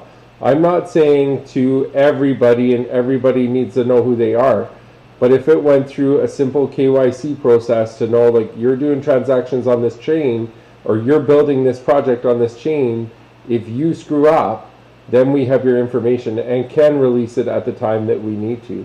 That's one of the things, like, if we were to regulate ourselves, maybe it's a way that we can look at regulating ourselves without government intervention right now. That's what you're looking at with ZK. That's what you're looking at with ZK rollups right now, right? Like, zero knowledge. So, like, that's where you're going to have trust with bridges with zero knowledge, which is a fair point. That's something that, I know a couple of protocols is building out things like that. But go ahead, Block Jock. Yeah. So what's happening in Cardano, because is that within the stake pool operations, there's currently an improvement proposal out that is going to create the ability for the stake pool operation to KYC their delegates. So if they so choose, it's going to be an option. It's not going to be a absolute that you have to do, but it's part of one of the SIPs that we put out for Cardano in order to give the stake pool operation the ability to have control over who is putting ADA, or our particular native currency, into their stake pool. And this then, for me, I feel like we're painting a picture there. We're not actually doing anything really to where it's actually effective in a very visceral way, but it suggests that we are trying to comply or stay ahead of that obviously is going to be on the horizon, that we're going to be asked, and every other project or every other, cryptocurrency is going to be under that same scrutiny as well. And what are they doing to prepare for it? Go ahead, Josh. Are you good? I think Bandit had his hand up first. Bandit, did you want to say something before I go? Yeah, it was just going to be a quick kind of like what he was saying already. Like, as a community, we can also just refuse to work with a coin or a platform or anything that the head people aren't doxxed. Because the second you have yourself doxxed and the public pressure is on you, you're less likely to do some shady stuff. But you also have the blockchain that you can track, and you can see what the movements of those people are. Bandit, I think that's a great point, and I think it's one of the things we'll have to reconcile with. Everyone wants to say we should unify DeFi, and I think that's right, but I think a lot of people use the term unify DeFi to mask a lot of their nefarious practices, and then if you call them out, they're like, oh, what, bro, you're not with it? So that's a problem. Like, hold up, man, you're here for the people, you're not here for this money? Nah, it's super great point right there, Peter. Go ahead, Josh. Yeah, I mean, kind of like the old adage, don't repeat history. And in 1934, the SEC was created after clear Wild West actions in the stock market. And then it was created to kind of regulate and cut down on some of the corruption that they saw in the stock market. And I see the same thing with the cryptocurrency world, in that we have the power of it. The stock... Sorry, I was just getting a call. Can you guys also... Yeah, we can still hear you. Okay, the New York Stock Exchange, they still have power of it, but the SEC is there just to take out the bad guys. But who's the head of the SEC right now? He was an investment banker. He does not understand the crypto world. So whether it's a department of the SEC, or maybe, I think it's such a big world, we need a new department and then appoint a head of that from the crypto world who understands the bad guys. Because if you just look at like a sheriff in the Wild West, he understood the robbers. He knows how to go after them. You're not going to put a basket weaver as the sheriff. He doesn't understand how to go after robbers. Why are we putting an investment banker at the head of the SEC who doesn't understand anything about crypto, but then we're asking him, hey, can you help us take out the bad guys? And he's like, I don't know the bad guys. So I guess an idea, what do you guys think of that idea of like even a completely different department where we appoint a head of someone who comes from the crypto world, just like the head of the SEC comes from the stock market world? Can Satoshi lead it for us? I hope so. No, what do you guys think, though? I think that's a really fine point. I've always said that a few spaces ago we talked about that, Josh, and it's been one of my points. It's like, hey, look, man, let's not get these old ticks to get on these new dogs, right? Like, we need some new ticks. We need some new people. Like, at least get somebody in the government right now, or somebody into the section or sector. Hire people that have a blockchain background, that understand the technology first and foremost, and what the most innovation that we can get from the blockchain technology. Like Peter was saying earlier, having people create 1,000 marketplaces and 1,000 wallets and all these teams develop all these projects, it doesn't do shit for the actual blockchain technology. Are we using it more? Fuck no, we're not. Like, in some instances we are, but in the reality of it, guys, it's on-chain data. You can see it. Nobody's really using anything. The most that we're getting usage-wise out of all the technology we talk about is trading. And that's like, it sucks. It sucks to be like, one, to see blockchain go so far, because we know how critical it could be, but there's not even protocols building real life systems that could be sustainable in the blockchain technology world right now. You know, like everybody promising 1,000x, go outside and walk 30 minutes, we're gonna send you $100. Come on, bro, like that's gonna work for so long, man. Like, so what is the sustainable things? What can we do as community? And I think, you know, it's got to be real life CEOs come into the blockchain technology and want to do something. I'm a real life CEO, and I'm trying to my best to figure out, hey, look, how can I create a protocol that can help me get paid faster? As far as like, I run a commercial construction company, and a lot of the time, a lot of the stuff that holds up our payments is just paperwork. There's a lot of trust. It's this trusted system where you have to fax things over, you have to get things signed, and a lot of this stuff can be done on chain and speed up the process 1,000 times. But bro, to me it seems easy. I'm not a developer, and I'm like, why don't developers really come up with this type of technology rather than 1,000 piece NFT collection, or whatever the next thing is. It's because they're busy building projects on cryptocurrency projects, so they got no time to work on anything else.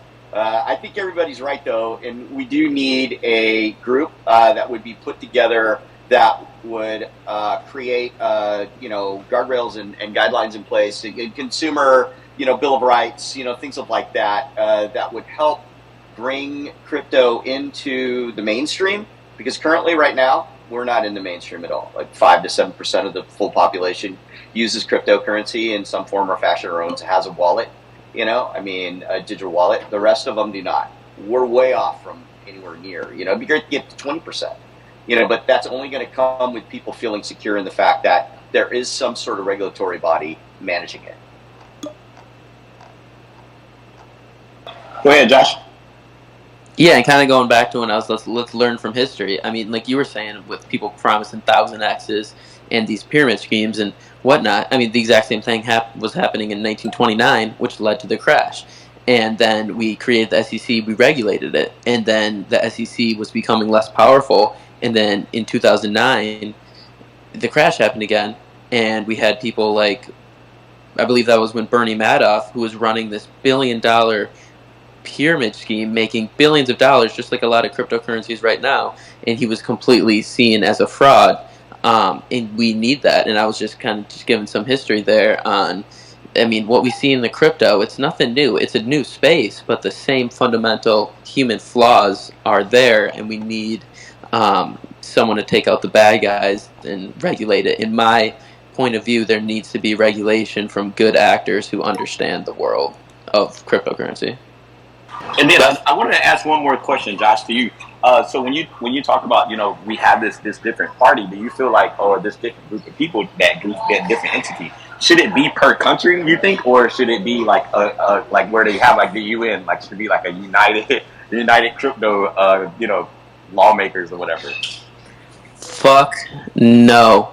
The UN is probably one of the most dysfunctional. It's way more dysfunctional. Not the UN, but something. No, I mean like a global type thing. Yeah. No, we should have a global community, but a global regulation. I don't see that working out. The countries, how well do they work together right now? To work together to create good policy, I don't see it happening. But it works fine.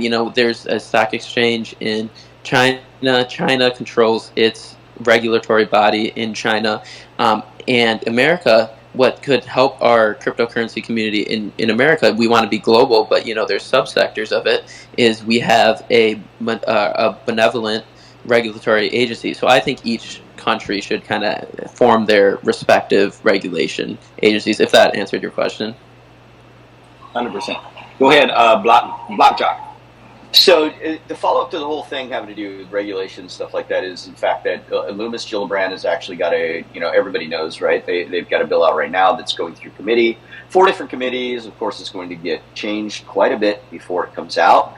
And if it does come out of committee and actually get onto the floor, what is it going to look like, one? And then is it going to get support, 2? And then once it gets to the president's desk, is, the president going to sign it, right? And I'm curious, is because this bill specifically, the main part of it for me is the fact that they are trying to rename cryptocurrencies as a commodity versus a security. And I'm curious as to anybody's really thought about this deeply as to what it means, and is it a good thing, a bad thing, or does it just get us a little bit further down the line where it may open up a door later? Go ahead, Crypto Mansion. You got your hand up first. Yeah, thanks. Great space today, guys. Really thought-provoking and giving me that, 30,000 feet down perspective. But one thing I'm pulling from the space today is that, without this every man for himself mentality, we wouldn't be clamoring for regulation. A few years back, nobody would be saying we wanted the furthest thing from regulation. We don't want the government anywhere near it, right? Now here we are, because everyone's out for themselves, and many people are, that is, and we've gotten burned, and and now we're looking to the government, right? And we're trying to get away from that, but here we are again. And I think therein, if we want that unity, if we want that, that sort of space where we're really trying to become one, as we are the people type mentality, right? There's just too much divisiveness, and where is that coming from? I mean, if we look at our schools today, what are they teaching kids in school? I mean, are they teaching them anything that's crypto related? I even tried to do a grant program. I know somebody in the grant program in my state for schools, and they don't want anything to do. I was going to bring in the best of the best, to teach kids, underprivileged kids, about, bringing the best people that I know to teach them the basics, right? They don't want anything to do with that. So the kids are learning divisiveness. They're learning that either they are victims or they are the cause of a problem. They're learning shame. They're learning all these things that are what we're going to see. The future of our country is being developed in the classroom right now. And as far as any one politician goes, yeah, that gives us some comfort because they may say the things that we want to hear, but both parties, whether it's Democrat or Republican, I mean, in my opinion, they're two separate hallways down the same whorehouse. I mean, that's literally, what I see. I mean, I switched to independent at this point because, you got to show me something to earn my vote. And I think everybody should do something that expresses that same sentiment. If you really believe that politicians, no longer represent the interest of everyone, not just our bias, right? Because we can all have a bias if we let that happen.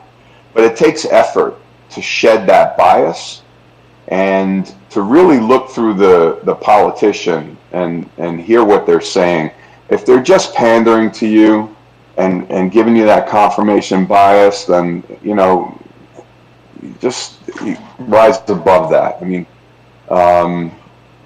it's a tough situation, and here we are clamoring for regulation. So there are some projects out there that are trying to lead the way in that unification and safety, and that's the ones that I gravitate towards, and same thing with politicians. So it's great. Mm-hmm. Do you feel like we're clamoring towards it or more of compromising towards it? It almost feels like we're like, it's inevitable, so let's at least, fight the fight against it so that they don't dictate all the rules, I guess? Well, sure. So that's a good question. So what's the difference between clamoring and compromising towards it? I just think it depends on, how serious you think things are, right?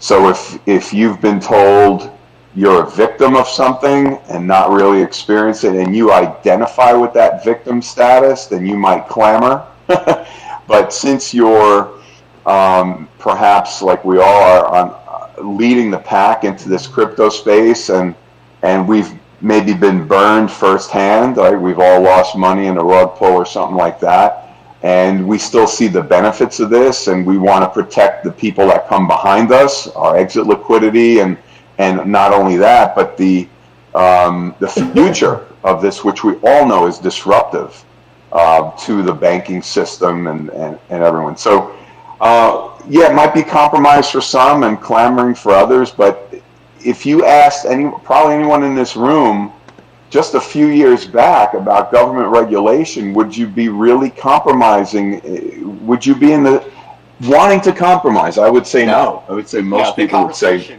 yeah. The conversation wouldn't have happened, obviously, in no way, because obviously 0809 is what really started the whole thing, in the fact that it's like we cannot rely on our government and our financial system to exist, 15 or 20 years from now, if they continue on the path that they're on, and we'll do something, right? And then so everybody got together and go, hey, I got to get an idea. Let's do this with Bitcoin, and then it all started, right?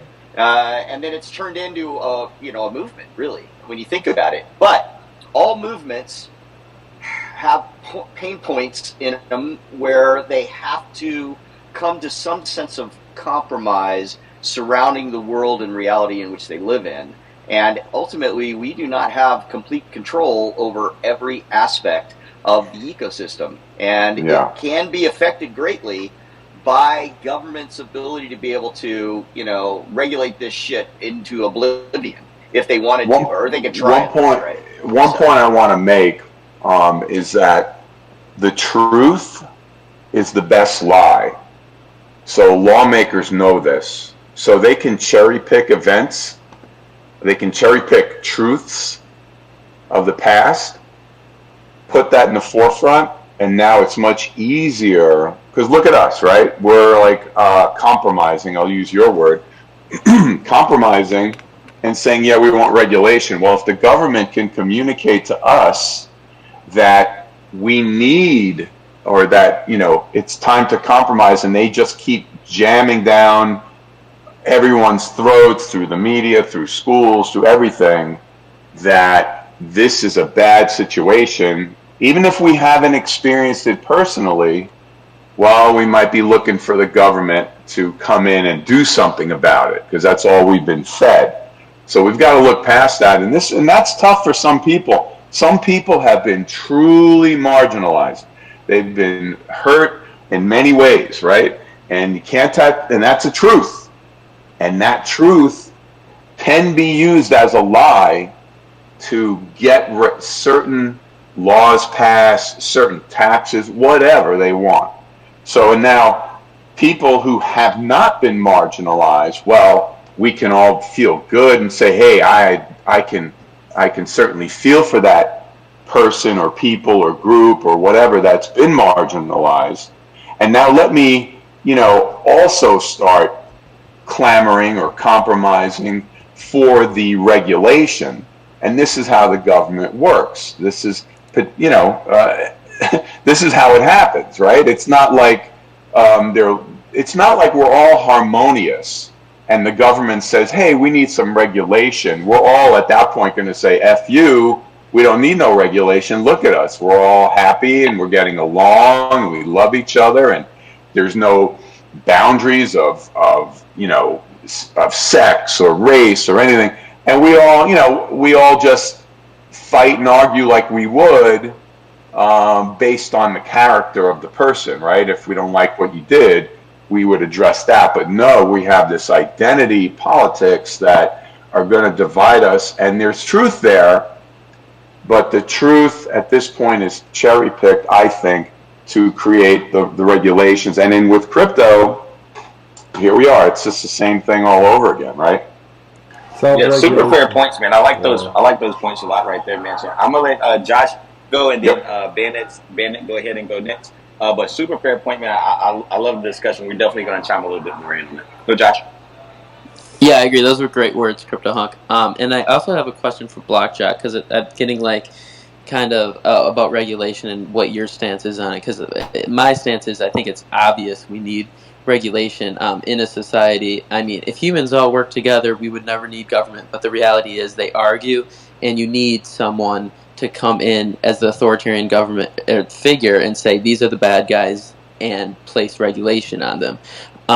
You know, in any society, you know, even like in a tribe that's been completely secluded from the rest of the world, they always have elders or someone. You know, I'm not saying that we need old people in our government. We don't, but I'm saying there needs to be that person that everyone looks to. And the beauty of it is, if the people run the government, then it's us, right? And it's people we trust that we voted in. And I think the big issue is no one wants to give our government regulation powers because we don't trust them. Because is it really the people that voted for them, or is it the two-party system in America that consolidate all the power through primaries and through running the media? And I think the big issue is we can't give power to the government because they don't have the people's interests. But then also we need an authority to go to in the crypto world to settle these controversies and to regulate it. So I think that's the big issue here, those two things. What do you think, Blackjack?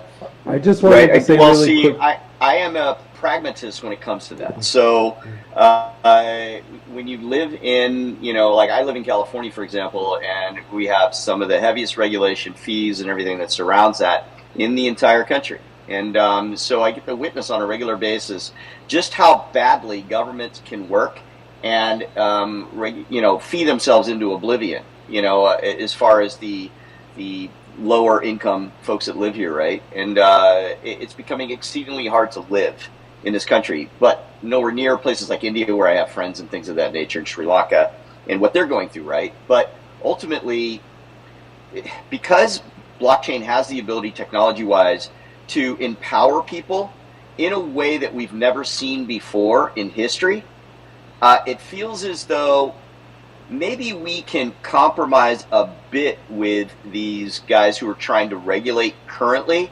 They will age themselves out, and I'm using my fingers. I'm 56, but you know, I think the way I did when I was 18, you know, which is exactly the way I think now about governments and things of that nature. So will they age out, and then we'll get a new group that comes in? Yeah, will they be a little less worse, hopefully, and be a little bit more understanding of what crypto is and its technology and its ability to be able to help people? Hopefully that happens educationally. They get in line with that. But right now, it just feels like if we don't at least work with our enemy, you know, it's like that saying, you know, keep your friends close and your enemies closer. You know, you really need to make sure you don't isolate yourself from what you believe to be true and real, which is crypto, and nothing else matters. But you have to understand that there are people in your way that are going to cause you problems, and you're going to need to work with them, no matter what. That's where, oh, Vibe, I'm sorry. I just wanted to mention again, like I mentioned it earlier, but self-regulated council for, I think, all of, excuse me, all of cryptocurrency would be a major thing if you had the major players involved in it, willing to work with KYC within their blockchain, where they hold on to the keys of that versus the public holding on to it. You would have agreements, I think, with a lot of the DeFi community in that sense, or some of it. I'm not saying the majority, because a lot of them don't want that information out there.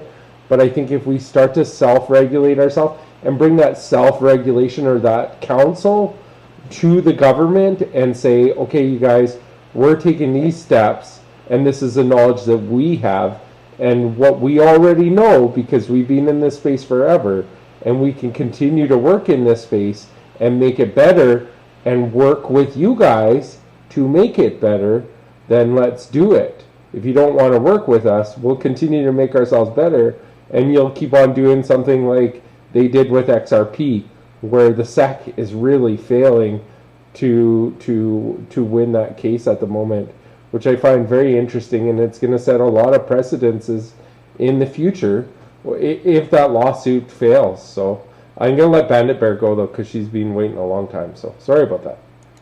No, it's okay.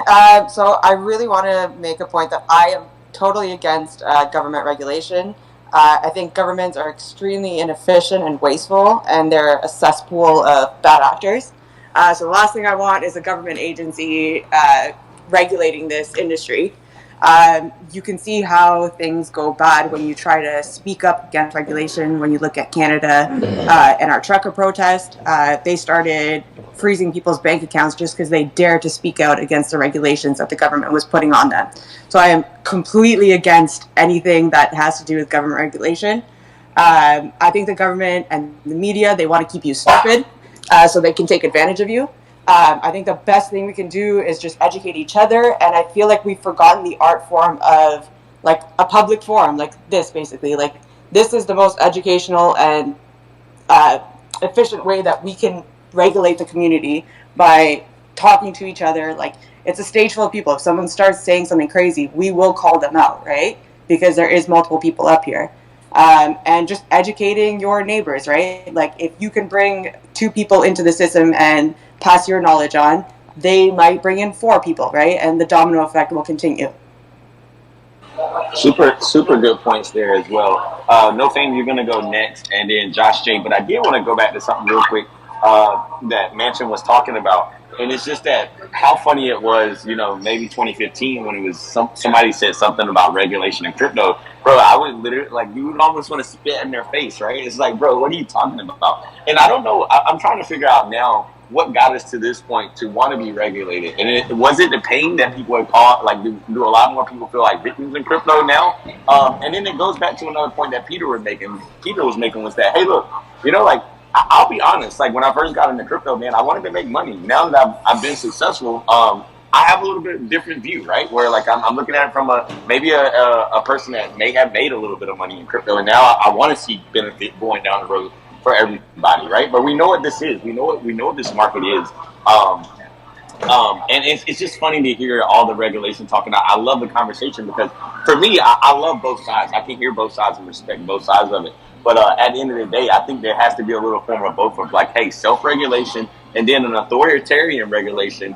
And the only reason I ever said about the exchanges having authoritarian regulation, because a lot of them do have tokens. A lot of the great exchanges do, and they also are there a bank in a sense, right? So, like, if there's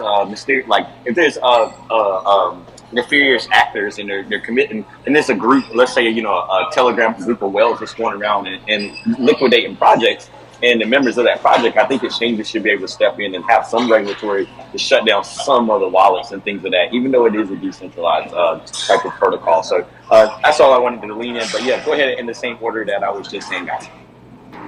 Yeah, and I'm going to have to agree with you, Bobbin, Scott, what you said earlier, and Bandit, I'm going to have to agree with you too. The reason I say that, but however, okay, if we do need regulation, and not necessarily saying that the government has to do it, but in order to push it forward, we will have to work with them. Do we want to? No, not necessarily. But I feel like, somebody needs to be able to regulate it that thoroughly knows about the space, who knows the space inside and out, the financial system, the ecosystems, the whole nine. And for that to happen, I'm going to be honest with you, you're going to have power. And what's power in the U.S.? Money. You have to have the money and the power. If you don't have that money, nobody's going to hear you. Nobody's going to listen to you. Now, we can continue, if we can find that power, those entities, those group of people who can regulate us, that are on our side, and be able to go step forward to the government and be able to explain to them, what's going on, how everything works, and then us as a community can stand behind them and help push it forward. And what I mean by community, I don't mean a single entity as in, Kishu or Everrise or Bitcoin or Bitcoin Maxis or Ethereum. I mean the entire space as a community. We all got to come together and push forward. We got over supposedly 500 million users. So I mean, come on, our voices can be heard, but we got to push. We got to keep pushing. But again, we need somebody with power. An average Joe like me, or I'm not calling you Bob and Scott an average person, but compared to these, what I mean, these government entities, what I mean, them looking down on us, man, we're peons. Think about that. Like, literally, we're ants. We're worker bees. So, we need a big force in front of us to talk, to speak for us, and then we stand behind them. Yeah, you need I'll say like one thing before I let Taylor Father go is that the only reason I ever second guess regulation, I guess, guys, as a crypto, I don't want to say crypto maxi, but somebody who's as a crypto community member, is that, bro, we're looking for trust in a trustless system. If the smart contracts are designed to be trustless, why do we keep trying to look for trust, right? Like, and it's like, we just need better projects. We need better technology that's trustless, right? And then we don't have this thing that happens over and over and over again. And then people who really support crypto should get behind that project that's really trustless. Right now, the one that's been almost trustless, Bitcoin's had two things happen, but Bitcoin's withstand the test of time in a certain sense. And that's why, I respect it as the grandfather. But I think there could be smarter projects in the future for sure. And then go ahead. I won't call you Terrible Father. I'll just call you TF. No worries. Yeah, I don't know why anybody wants regulation. It defeats the whole purpose. I mean, like, you want the old financial system to have their hands on it? Because in the U.S., what that looks like is they put it under the guise of consumer protection. But how do you protect consumers? They're not going to, like, check each token for the code and all that shit. They're basically going to just control your on-ramp and off-ramp, which is going to be your wallets. So they're not going to allow you to put funds into just like a DeFi wallet or like MetaMask. I think that's gone. Decentralized wallets, I think, are going to be a thing of the past. Basically, you're going to have, in the U.S., look at Binance.us.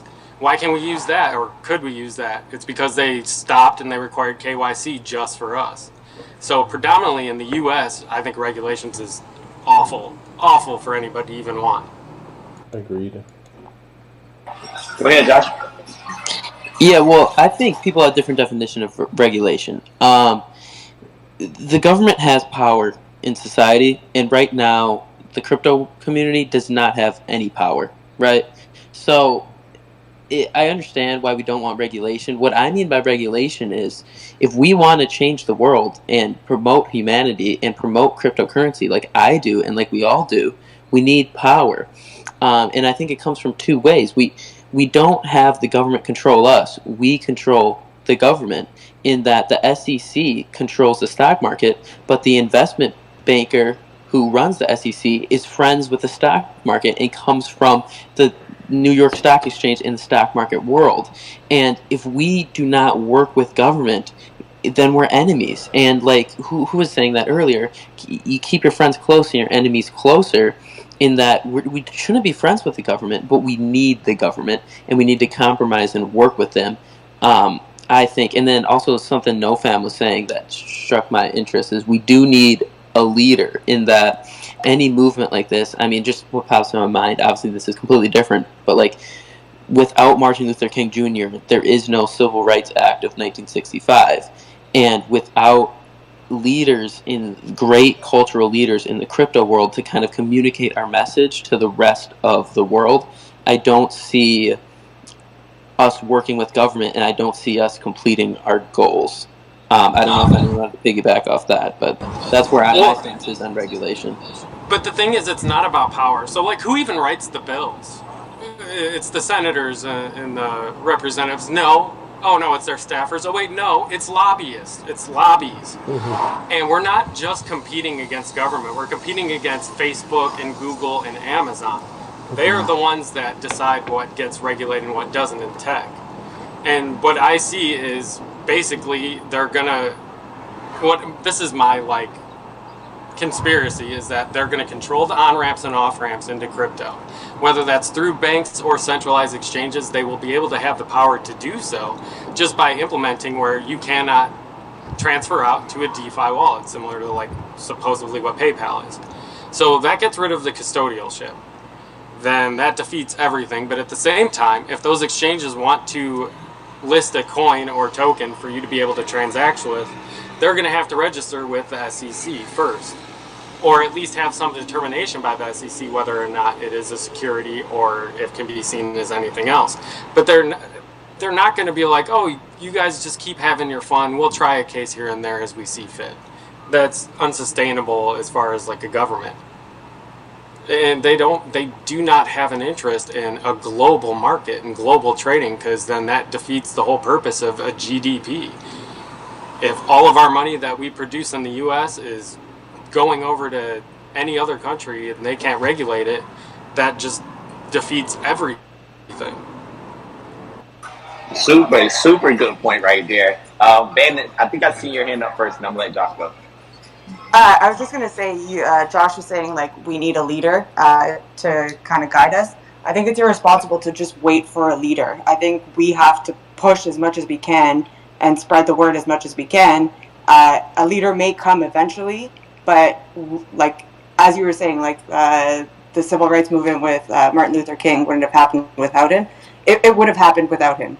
He just ended up being the spearhead when the whole community was already spreading the word. And that's what we have to do. We have to be the foot soldiers and spread the word. I agree. Go ahead, Josh. Sorry, I kind of just wanted to respond to it because it seemed like a lot of people disagreed with what I was saying. I agree. I mean, that's why I'm here, right? I'm trying to help in the movement for the cryptocurrency world, but like, what's the end goal here? You know, I don't see us achieving our goals of helping the people fight against the government and the banks. You know, like, I don't see the end goal being achieved unless we work together with some of the systems like the government that has all the power. I guess to qualify my argument there. And then also, there is no Tesla without Elon Musk, right? There needs to be a CEO, not a CEO, but there just needs to be, even if it's just a couple leaders. I just see the leadership in the crypto world as far as promoting the culture lacking. And like, the Tesla culture is what drove that company to be one of the highest valuations on the stock market. Without Elon Musk, it's nothing. And that's just what I mean by, I think we should do all we can, and we are right now on the space, educating our knowledge, becoming educated. But I see a lack of leaders. That's all I'm saying. Quality leaders. I would like to see, and this is just in closing, because I'm going to let Wafer Coin talk, and then we're over 2 hours now into this space, which I love. Don't get me wrong. I usually keep it to an hour, but I really love this space, you guys. But I'm going to lead back to what I mentioned before, and that's self-regulation. People like see, here's the issue that lies with this too. You have CZ, you have Tron or Justin, you have Andy Lin, who's amazing, my boss, my mentor, my everything. Like, I highly respect him. Vitalik, you have these people that could come together, and I hope they do in the end, to help self-regulate what we're building and form a council so that we can all work together instead of divide each other. We have the Vitalik fighting the Tron, or the Tron fighting Vitalik. We have CZ fighting Tron. We have the Dow. What the heck is his name? I forget his name already. That's how much I don't care about him. Do Kwon doing his own thing and being against everybody else and not taking any advice or listen to the people. And that's where, if we work together in the major chains that exist right now and build something where we can regulate ourselves and then have the government come talk to us, we have this council of powerful people within the blockchain itself that the government can't just stand by and say, hold on a minute, like, why do we need to talk to you? Well, you need to talk to us because we are the people that have the experience, and we're backing the community, and the community is listening to us. That is what we really need right now. Just to kind of, give Josh, what Josh is saying is actually just a little bit different, right? So when he's talking about, having regulation, he's talking about, bringing in that institutional wealth that comes into systems to make them more powerful, right? So right now we don't seem powerful as a crypto community because our total crypto market is probably 1.2 trillion. Apple is almost double that by itself, right? So I know where he's coming from. So it's a very fair point, right? But what happened was, in my opinion, I think that a lot of these Teslas and your Apples, they had to they had to sit at a table with these people, with the government, to get in a position of where they are, right? And that's 100%, all they. 100%. And You have to. that's what Josh is. Yeah, and that's what Josh is saying is like, hey, look, I don't think we can get all the way there without them, right? I don't think we can get there with the same practices that they use on the traditional financial markets. But again, I'm not a fan. I don't think that we've grown organically as a crypto community. We have not grown large enough yet to really, bat or ask them to regulate us or ask them to join us yet. Let's keep growing as our natural community. I think, it's no rush. It's no rush, bro. I'm 35, right? So like, I feel like I have time. Like you guys have time. All of us have time, right? Like there shouldn't be a rush on it. I think we just got to keep doing our part and spreading the word and say, hey, look, whether you want to call it self-regulation, whether we have exchanges, step in and try to make some regulation. I think the technology just needs to keep getting better. I think eventually, contracts will be able to trust themselves and do what they need to do. And then everything will work, right? But like, I think right now, let's not we don't need to push it. I like these conversations. Let's continue to have these type of educational conversations and just pick each other's brains. I thought it was so many fair points today in the conversations from everybody. And to me, I think again, it's power in numbers, right? We gotta stay as communionized as possible. Whether it's two people that if it's me and Josh and we don't have a point that we agree on, at the end of the day we both agree on crypto, right? And whether we get to the great side, hand in hand, or him walking behind me, we gotta understand that it's our community that's going to go together. And that's kind of like what happens with Republican and Democrat. They're like, bro, I don't give a fuck which one you guys up here. As long as it's the government, right? As long as it ain't the people up here, it's the government. We don't care, man. We're at the blue. Go ahead. But don't mean to cut you off, Josh or Bob. And that's what I was trying to say earlier about scratch my back, scratch yours. Because when Facebook and Apple and all these guys sit at the table, what do you think the government's doing? What are you going to do for me? Man, deals are made. This is just how. Remember how many times you heard me say, Bob? The U.S. is a business, bro. It's solid across the board business. The government hand is out. What are you going to do for me? I scratch your back, you scratch mine, and that's what's going to help push forward. It's just how business works. It's just how it goes. Yeah.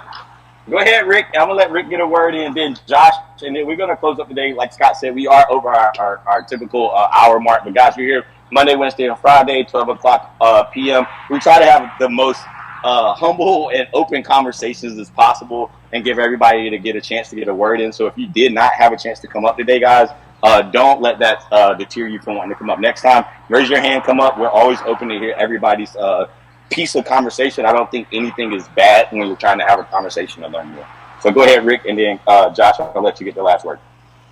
Just really quick, I just wanted to make a couple points. So, in terms of mass adoption, it's like we have to be taken seriously, right? So I don't think we're doing ourselves any favors by continuing to pump out ridiculous meme tokens and, things of that nature. I'm not trying to knock any kind of community or anything, but, I believe crypto just has a publicity issue, right? A lot of people see it as money laundering, as people selling JPEGs and as a joke. So, we need to make sure that the image of crypto starts to get cleaned up. I know that, when we talk about regulation and these things, it's one of the bitter ironies of self-regulation, right? It's like, how can we trust ourselves to regulate ourselves when we all have human will?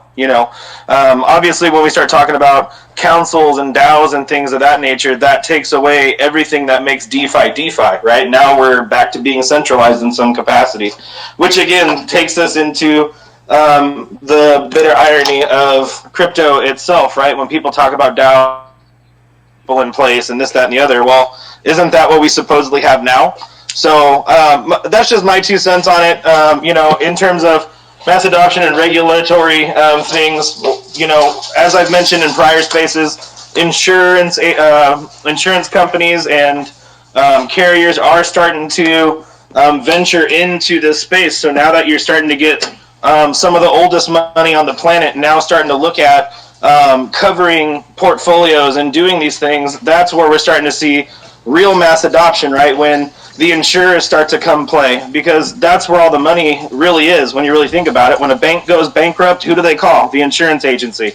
When when a state goes bankrupt or when something happens, who do they call? They call the insurers. So that's where the real money lays. And I just wanted to just, leave you guys with my 2 cents. 100%. Go ahead, Josh. Yeah, I was just going to finish kind of that conversation I started a while ago here. I'll wait for those were great words and kind of echo what Scott and Biden were talking about here. In that I think the biggest thing is that the community of crypto needs to form a unified front. And like kind of what Scott was saying is you got people just not even having conversations with other people in the crypto community.